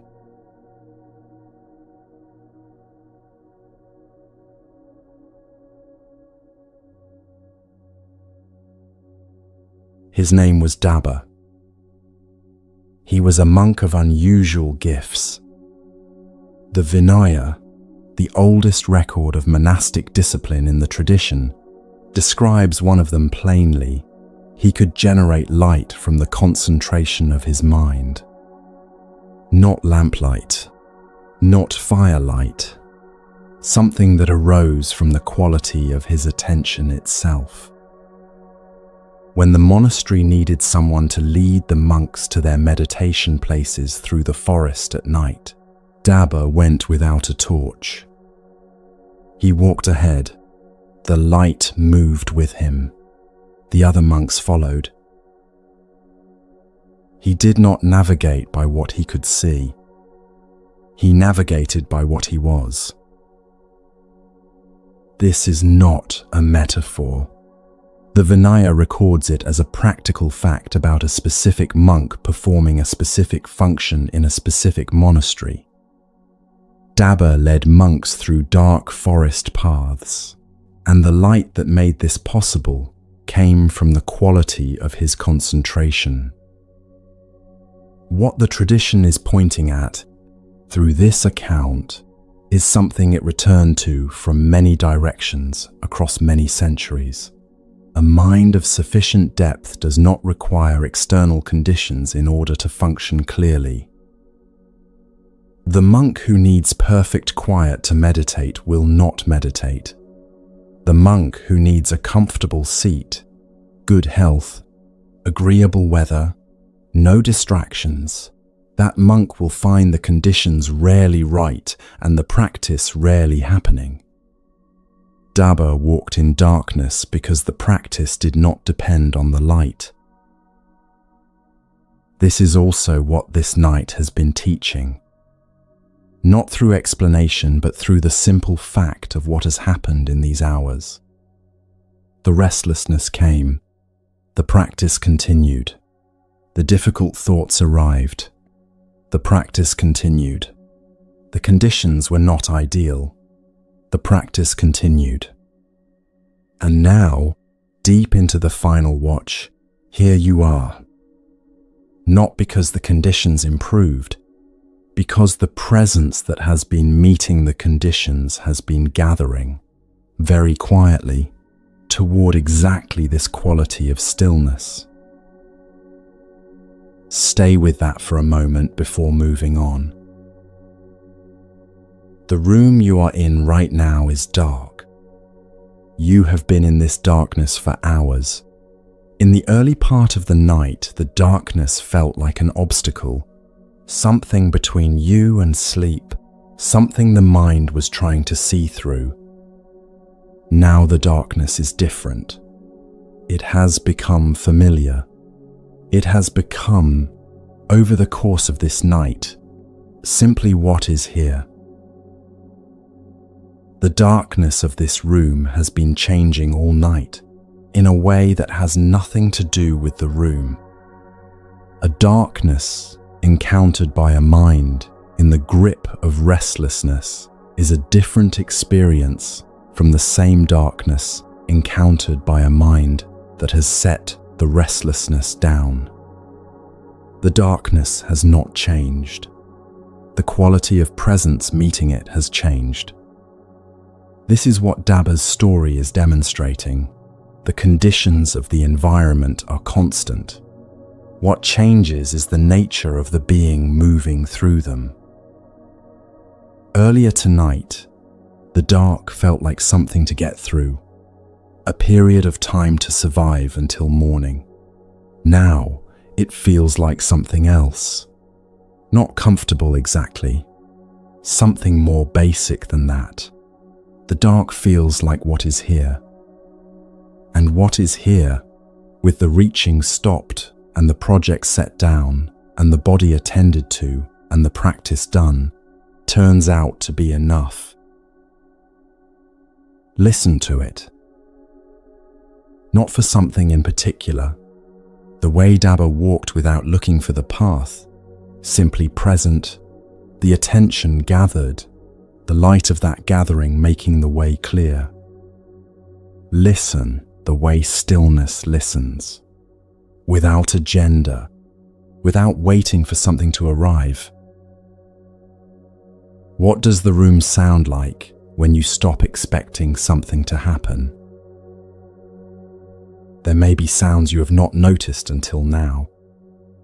The particular quality of the silence in this specific room at this specific hour, a low frequency that is not quite silence, but has been present all along, underneath everything, the way a river is present underneath the sound of the river. The breath moving, the slight creak of a structure settling into the cool of the night, the hum that the body makes at this level of quiet, the inner sound of being alive that is normally drowned out by the noise of the day. Listen to the breath now. Not to count it or track it or use it as an anchor, just to hear it. The sound of the air moving in, the slight pause, the sound of the air moving out. Each breath is a small event, specific and unrepeatable. This breath, the one happening now, has never happened before and will not happen again. The one before it is already gone. The one after it has not yet come. What is here is only this. The wise person, having listened, becomes clear. This is what the tradition observed, quietly, without making too much of it. Not the wise person having thought, or having analyzed, or having applied the right technique, having listened. Listened in the way Dhamma walked through the forest, without a lamp, without a map, with only the quality of a gathered mind meeting whatever was present. The clarity does not come from knowing more. It comes from being more completely here. Consider what that means in this room, at this hour. The quality of listening the tradition is pointing at is not the listening of a person waiting for information. It is not the listening of someone who expects to hear something useful, something that will resolve the question of this night or explain the difficulty of these hours. It is a different kind of listening entirely. It is the listening of the forest at night. The forest listens without agenda. Every surface of it receives what arrives without sorting it into categories of useful and not useful, relevant and irrelevant, what I was hoping to hear and what I was not. The bark of a tree receives the rain the same way it receives sunlight. The receiving is simply what the surface does. This is the quality of attention that Dhamma carried through the dark. Not selective, not waiting for a particular signal, simply open to whatever the darkness offered, which turned out to be a path and light sufficient to walk it by. The tradition's observation about listening, that the wise person who has listened becomes clear, is pointing at this. Not the wisdom that comes from hearing the right information, the clarity that arises when the quality of attention is sufficient to receive what is actually present without the interference of wanting it to be something else. You have been listening all night. The listening has been deepening. This is the deepest it has been. You are here now, more completely than you have been at any earlier point in this night. The restlessness has moved through. The stories have moved through. The body scan, the breath practice, the teaching on non-struggle, all of it has moved through. And what is here now is the person who was underneath all of it, lying in the dark, in this room, at this hour, with the breath moving and the awareness open and nothing required. Listen to the room. Not as a technique, not as the application of a method learned from a teaching or a story, as the natural activity of a mind that has stopped reaching for something else. The reaching has stopped.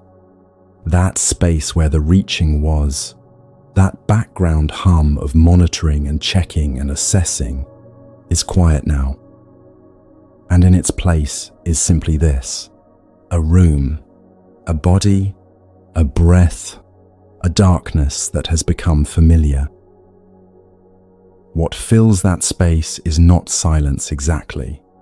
Silence is the absence of sound. What fills that space is presence. The quality of a gathered mind making contact with what is actually here. Dhamma moving through his forest did not experience silence. He experienced the forest. Every sound of it, every movement of air, every quality of the dark through which he was walking. He was not waiting for the path to announce itself. He was simply present to the path as it was, one step at a time, the light of his concentration sufficient for this step, and then the next. One step at a time is all the path ever requires. This breath, this moment, this specific quality of dark and quiet and rest that is present in this room right now. The next breath will arrive when it arrives. The morning will come when it comes. Nothing requires anticipation. Nothing requires preparation. What is actually here? Not what should be here. Not what you are hoping will arrive. What is actually present in this room, at this moment, available to a gathered attention that has stopped looking past it towards something else. There is a quality to the air in a room where someone has been resting for a long time. A warmth, a particular density of inhabited silence. The room has been holding you through this night the way Daba's forest held the monks, without being asked to, without being thanked for it, simply doing what rooms and forests do when a person is present in them with enough stillness to receive what they offer. The body is resting in that now. Let the attention move through the body one more time, but differently from before. Not attending to each part in sequence, simply noticing the whole of it at once, the full length of it from the top of the skull to the soles of the feet, the warmth of it, the weight of it, the aliveness of it, the low hum of a billion processes continuing without consultation, without management, without the need for anything from you. This is the body that has been listening all night. And it has been listening in ways the conscious mind cannot fully account for. While the voice was speaking and the stories were arriving and the teachings were landing or not landing, the body was receiving everything else. The temperature of the room as the night moved through its hours, the changing quality of the silence, the gradual softening of the muscles that had been held against the day, the slow, incremental shift in the breath from the anxious, shallow breathing of the first hour to the deep, unhurried breathing that has been moving through the body for the last stretch of this night. The body is a more faithful listener than the mind. The mind edits. The mind filters. The mind is always partly elsewhere, in tomorrow, in the replay of yesterday, in the ongoing assessment of whether things are going as planned. The body simply receives. Whatever arrives, arrives. Whatever is here, registers. The warmth of the blanket, the specific texture of this mattress, the weight of the limbs as the muscles have gradually, over the course of these hours, released what they were holding. All of it received, all of it registered, none of it requiring interpretation. Not just to the voice, to the silence between the words, to the pause between the breaths, to the quality of the darkness that has been shifting, slowly, over the course of these hours, from obstacle to companion. The body is a listening instrument. It has been receiving this night through every surface. All of it registered, all of it received, none of it requiring a response. Daba walked through the forest without a lamp, and the light arose from his stillness. Your stillness is here now. Not as an achievement, as what remains when the noise has settled. The stories have been told. The practice has been done. The teaching has landed or it has not, and either way, it cannot be forced to land harder by thinking about it more. What is here is simply what is here. This body, this breath, this room, this dark, this open awareness that has been present through all of it and requires nothing further from you tonight. Listen. The breath moving in the dark, the room around you, the night doing what the night does, And somewhere in all of that, very quiet, very patient, the same quality that Dhamma carried through the forest. Something that arises from within when the reaching has genuinely stopped and the gathering has been allowed to complete itself. What comes next requires almost no words. The listening has been done. The gathering has been allowed to complete itself. The path through the dark has become, in the way it becomes for anyone who stops looking for it and simply walks, clear enough for the next step.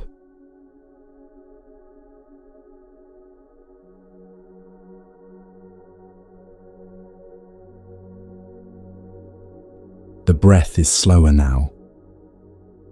You may not have noticed when it changed.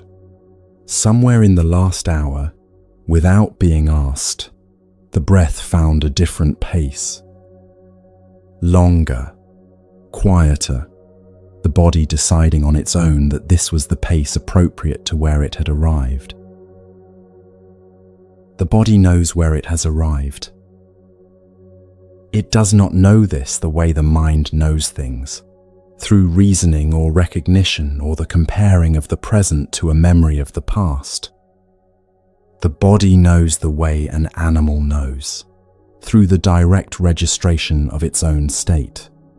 And its state right now is this. The muscles that were held in the early hours have released. The breath that was shallow and anxious in the first hour has found depth. The jaw that was carrying the day has let the day go. The hands that were half closed are open. The body has been doing this work quietly, in the background, through every story and every teaching and every breath.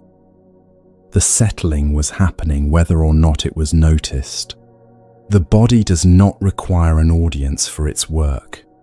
It simply does what the body does when given enough time and enough quiet and enough absence of interference from the mind that was trying to manage it. It has arrived at something that does not have a name the mind can easily reach for, a quality of rest that is not quite sleep and not quite wakefulness. The threshold. The body knows this place. It visits it every night. Tonight the visiting took longer than usual. But here it is. The thoughts are thinner too. Not gone, but moving differently from the way they moved in the first hour of this night. Then they had momentum. They generated the next thought and the next, the way a stone rolling downhill generates more speed. Now they are more like leaves. They arrive. They rest for a moment on the surface of the attention. They move on. Nothing is carrying them forward. Let them move on. There is nothing in the remaining thoughts that requires response tonight. Whatever they are carrying, the carrying can wait until morning. The morning will come with its own clarity, its own capacity to deal with whatever the thoughts are about. Right now there is only this room, this breath, this particular quality of the dark that has been shifting, very slowly, over the course of these hours, from something the mind was struggling against to something the body is simply resting in. The sky does not become the cloud. You have heard this before tonight, earlier, when it was a teaching. Now it is just a fact about what is happening. The thoughts moving through the awareness unchanged by what moves through it. The sky before the cloud, during the cloud, after the cloud, the same sky. You are the same sky. Let the breath slow further if it wants to. Let the jaw release one more degree if it has been holding anything. Let the hands open if they have closed again. Let the eyes, behind the lids, stop searching if they have started again without you noticing. These are small adjustments, barely movements. The fine-tuning of a body that has been releasing throughout this night and is not quite finished. The body is never quite finished releasing. Even in sleep, there are layers of held tension that the body works through slowly, over the course of the night, arriving at morning slightly less compressed than the evening before. This is one of the things sleep gives. Not only rest, but a slow, unconscious unwinding. The body, left to itself, tends toward release. It is tending toward release right now. There is nothing it needs to do except what it is doing. The body is managing the breathing the way it has always managed it, without your involvement, without your supervision, without any requirement that you attend to it. The breath is simply here, moving through the body the way air moves through an open room, because the room is open and air moves. The room is very quiet now, quieter than it was at the beginning of this night. Or perhaps not quieter, the room has been the same room, the same walls, the same air. Perhaps the difference is only in the attention meeting it. The attention is quieter. A room encountered without the filter of a question is a different room from a room encountered through one. Whatever sounds are here, they have been here all along. The low, continuous hum that is not quite silence, the slight give of the mattress when the body shifts slightly without quite waking, the particular quality of air in a room where someone has been resting for a long time, warm, settled, the air taking on something of the body's warmth and returning it. The room is holding you the way the night is holding the room. There is a quality to rooms that have held a person through a difficult night. Something in the air, some accumulated warmth that is both the room's warmth and the body's warmth returned. The pillow that has taken the shape of the head, the blanket that has settled into the particular arrangement of the body, the mattress that has received the weight so completely that weight and mattress have stopped being separable things. This room has been doing this work through every hour of this night. Somewhere right now, someone else is awake. In another city, another country, another bed in another room in another dark. They are breathing the way you are breathing. The night brought them here too. Consider what it means that right now, while you are breathing in this room, there is someone in Seoul or Lagos or Sao Paulo, and they are also breathing, also in the dark, also somewhere between the day that ended and the day that has not yet begun.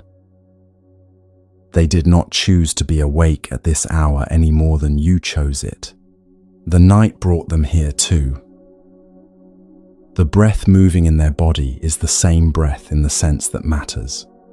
Not the same air, the same necessity, the same ancient requirement of the living body that moves in and out without ceasing.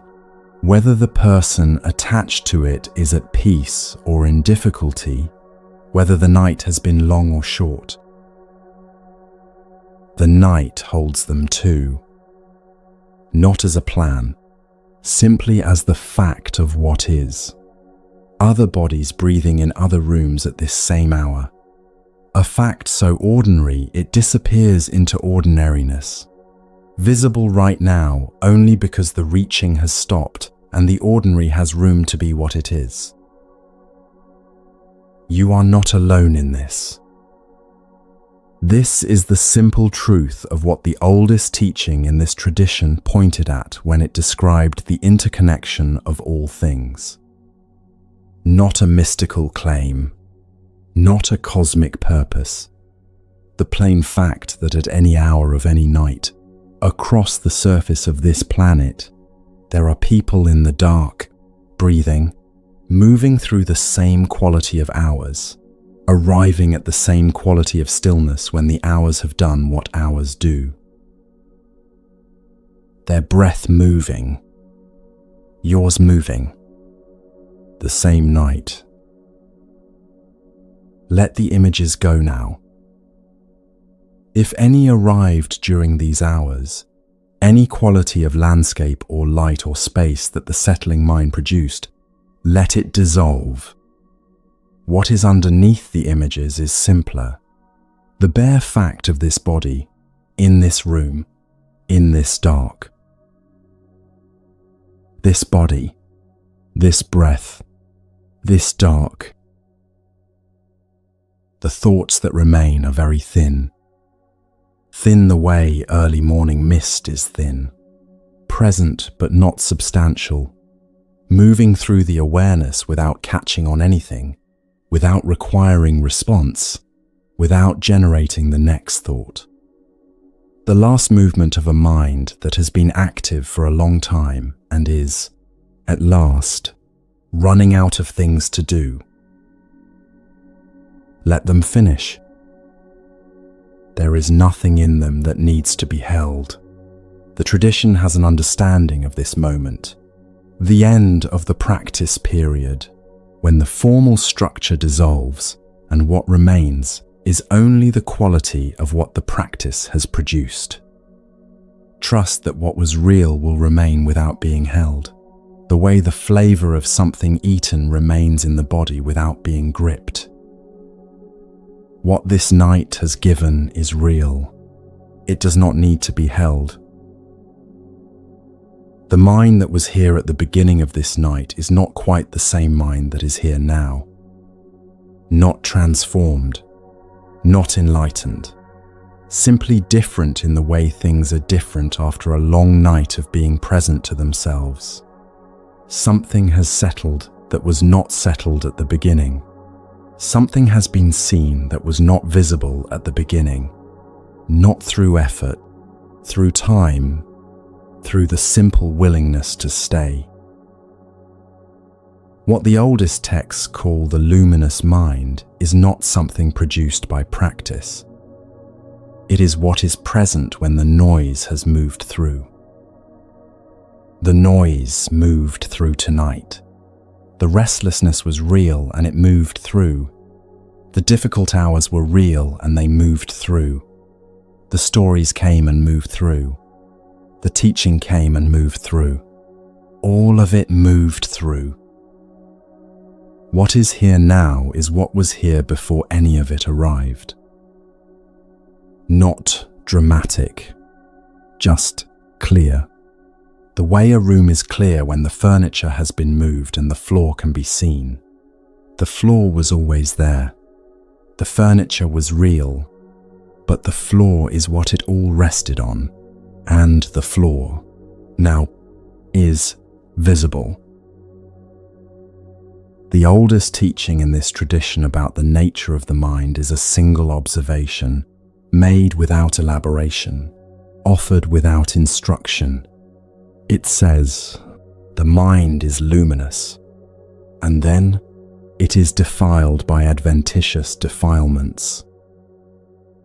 Adventitious means coming from outside, not inherent, not of the nature of the thing itself. The restlessness was adventitious. The reaching was adventitious. The project of sleep and the monitoring and the calculation, all of it adventitious, coming from conditions, passing with conditions, never the mind itself. The mind itself, before the defilements arrived and after they have passed, is luminous. Not a dramatic luminosity, the luminosity of something that is clear. The way a pool is luminous when the water is still and the depth can be seen. The pool was always that depth. The surface disturbance was real, but it was never the pool. This is what has been here all night. The same ground that was here before the first hour of this night began, unchanged by the hours. Simply here, the mind is luminous. This night has not interrupted that. It has moved through it. The breath in, the pause, the breath out.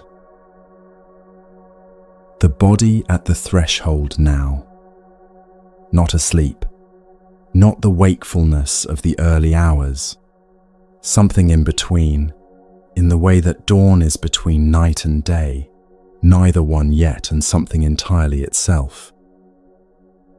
The body knows the way from here. It has made this crossing every night of your life. Tonight it worked harder to get here because the mind was holding on, but the body is patient. It was always going to arrive at this threshold. The holding has eased, not because anything was resolved. The morning will arrive with the same requirements it would have arrived with if the night had been easy. The tiredness will be real. None of that has changed. What has changed is this. The person meeting the morning will be slightly different from the person who lay down tonight. Something has been present to rather than managed. That presence leaves a trace. Quiet. Real. Everything that has moved through this night has moved through the same awareness. The same open, undisturbed awareness that was here at the beginning of this night and is here now. The awareness the tradition calls luminous, because it is clear, because it is the ground that the noise rested on, and the noise has moved through, and the ground remains. The sky. Still the sky. The breath moving in it. The body resting in it. The dark holding all of it. There is nothing left to do tonight. Not because the night was perfect or because everything was resolved. The night was what it was. Long, difficult in places. And here you are, at the end of it, with the body heavier and quieter than when you lay down, the breath moving at its own unhurried pace, the awareness that has been here all along, still here, still open, still undisturbed by what moved through it. Still the sky. Rest here.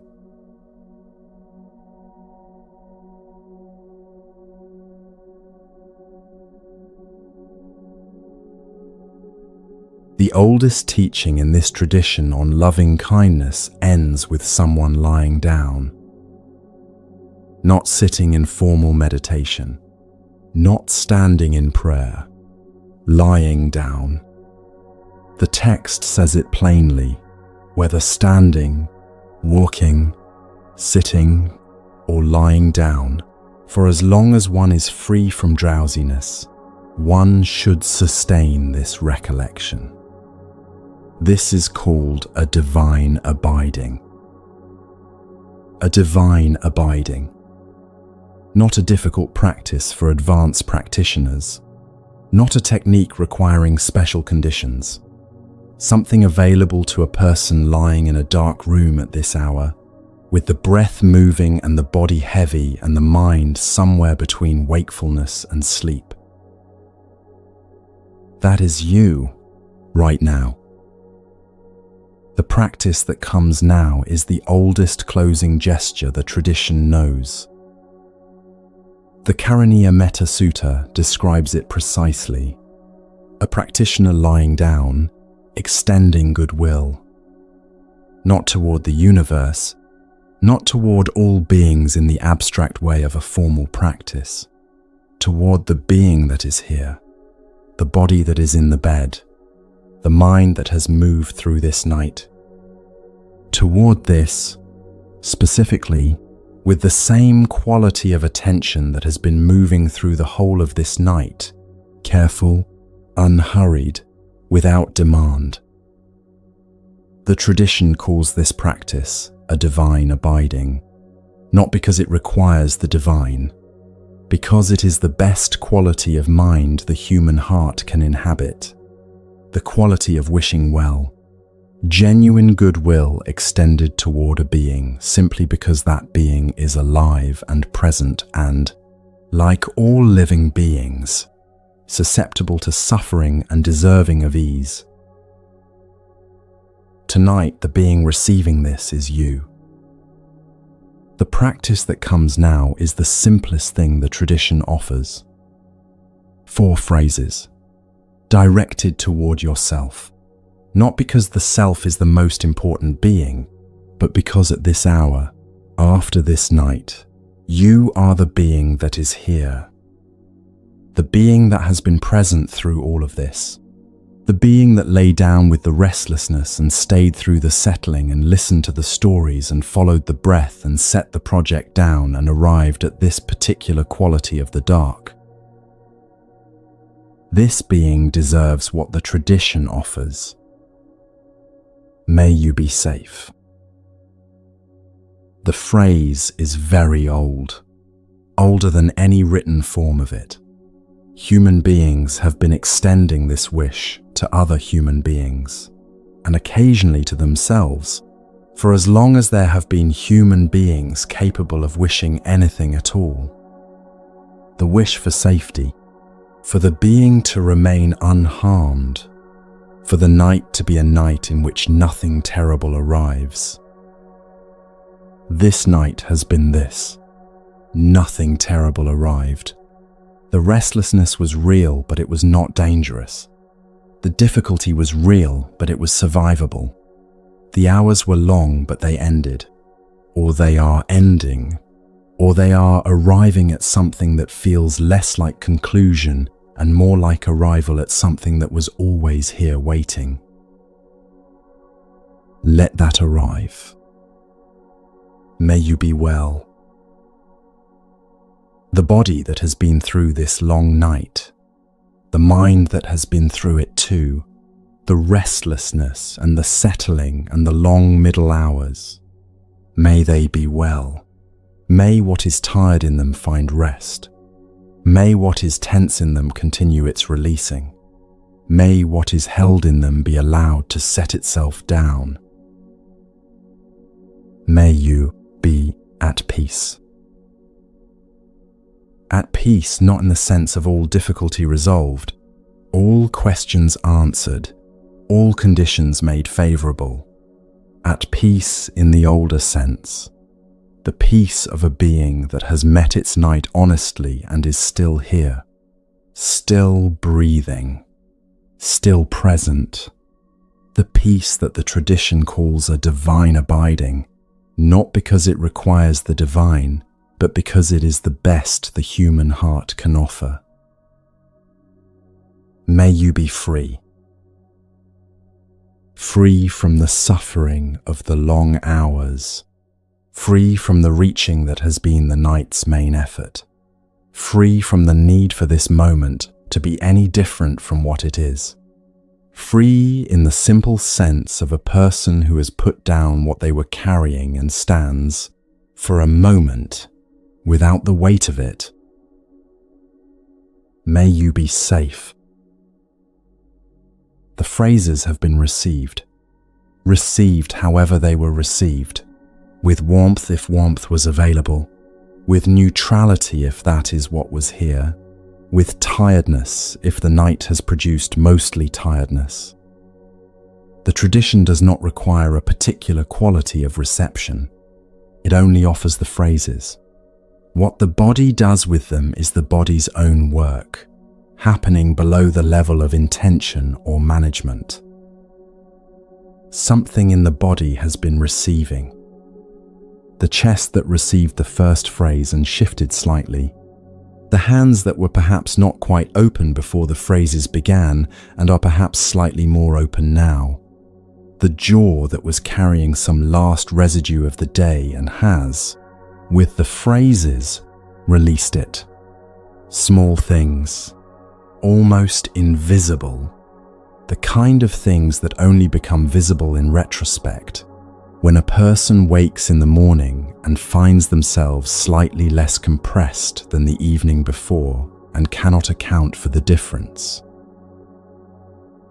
The phrases again, slower this time, with more space between them. May you be well. The body settling as the phrase settles, the chest receiving it, the hands open, receiving it, the whole length of the body, from the crown of the head to the soles of the feet, receiving it. May you be at peace. There is nothing required here, no particular feeling that the phrases should produce, no warmth that needs to arrive on schedule. The phrases are not a technique for producing a state. They are an offering, made to the being that has been present to this night, received however they are received.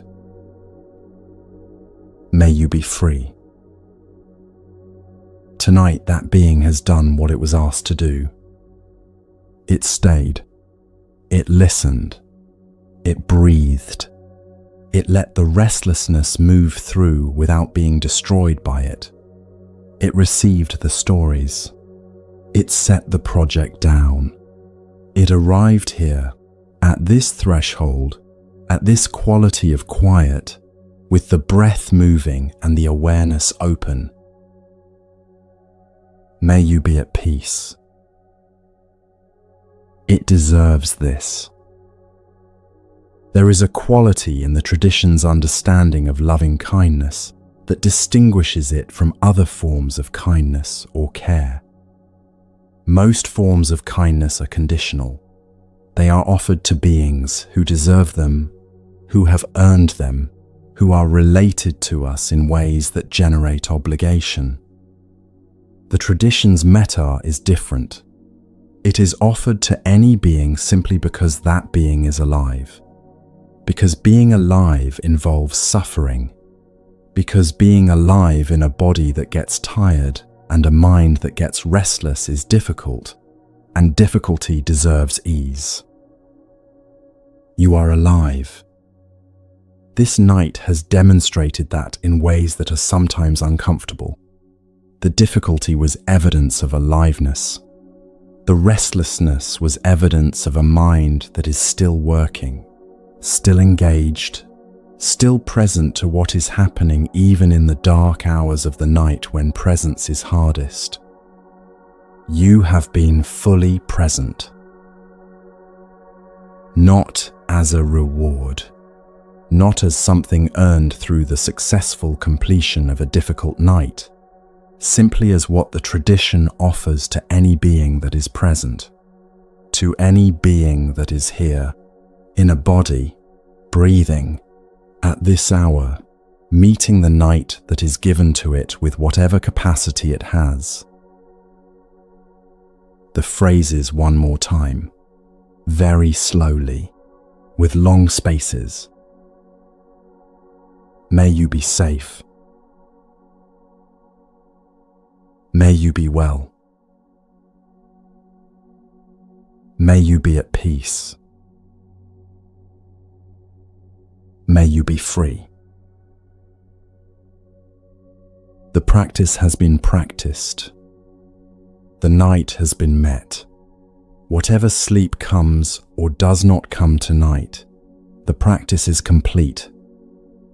You have given to yourself what the tradition has been offering to practitioners lying in the dark at this hour for 2,500 years. 4 phrases, directed toward this body, this mind, this being that has been present through the whole of this long night. The voice will stay here. Without instruction, without guidance, simply present the way a person is present when they have said what they came to say and are content to remain in the room without filling it with more words. The presence itself is a kind of company. The company of a voice that has been here through the whole of this night and is now simply here, making no demands, carrying no agenda, asking nothing further. For as long as it is useful, and then it will become part of the silence. The way everything in this night has eventually become part of the silence. The restlessness became silence. The calculations became silence. The stories moved through and became silence. The breath practice settled into silence. The body scan arrived at silence. The teaching on non-struggle found its way to silence. The story of Dabba, the listening that followed, the long dissolution, all of it moved through and became the silence that is here now. The silence is not empty. The silence is what remains when everything that was covering it has moved through. The luminous ground the tradition kept pointing at from different directions and in different languages across 2,500 years of practice. This, what is here right now, in this room, in this body, at this hour, not dramatic, not special, just the simple fact of being alive and present and, for this moment, no longer reaching for anything that is not already here. The voice becomes very quiet now. The breath moving. It has been moving all night. Through every word and every silence and every story and every phrase of metta that has just been offered. Without consultation, without management, without requiring anything from the person it belongs to except the simple willingness to remain alive and present. The body held. The night doing what the night does in the last hours before the light. The mind, whatever it is doing, resting in the awareness that has been here all along. The luminous ground, still here, still clear, still holding everything that has moved through it, and everything that is moving through it now, and everything that will move through it before the morning comes. May you be safe. May you be well. May you be at peace. May you be free. Rest now.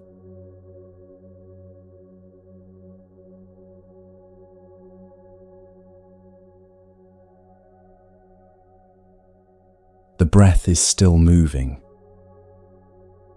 That is all that needs to be said. The breath is still moving, and the body is still here, and the room is still the room, and the dark is still the dark. None of these have changed. All of these are different from what they were when this night began. The difference is not in the things themselves. It is in what is meeting them. Something has settled that was not settled at the beginning of this night. Not resolved. Not completed. Settled. The way sediment settles in water that has been given enough time and enough stillness. The water is the same water, but what was moving through it has come to rest. The breath moving. The body held. Underneath this night, underneath every hour of it, underneath the restlessness and the settling and the practice and the silence, something has been here that was not disturbed by any of it. Something clear. The tradition spent thousands of years pointing at it. The pointing was never the thing itself. The thing itself was always here, in the ground beneath everything, the way the floor of a room is always there beneath what rests on it. You are resting on it now, not because of anything that happened tonight, because it was always there. The breath, still here, still moving. The night, almost finished, holding you in the dark the way it has been holding you all along.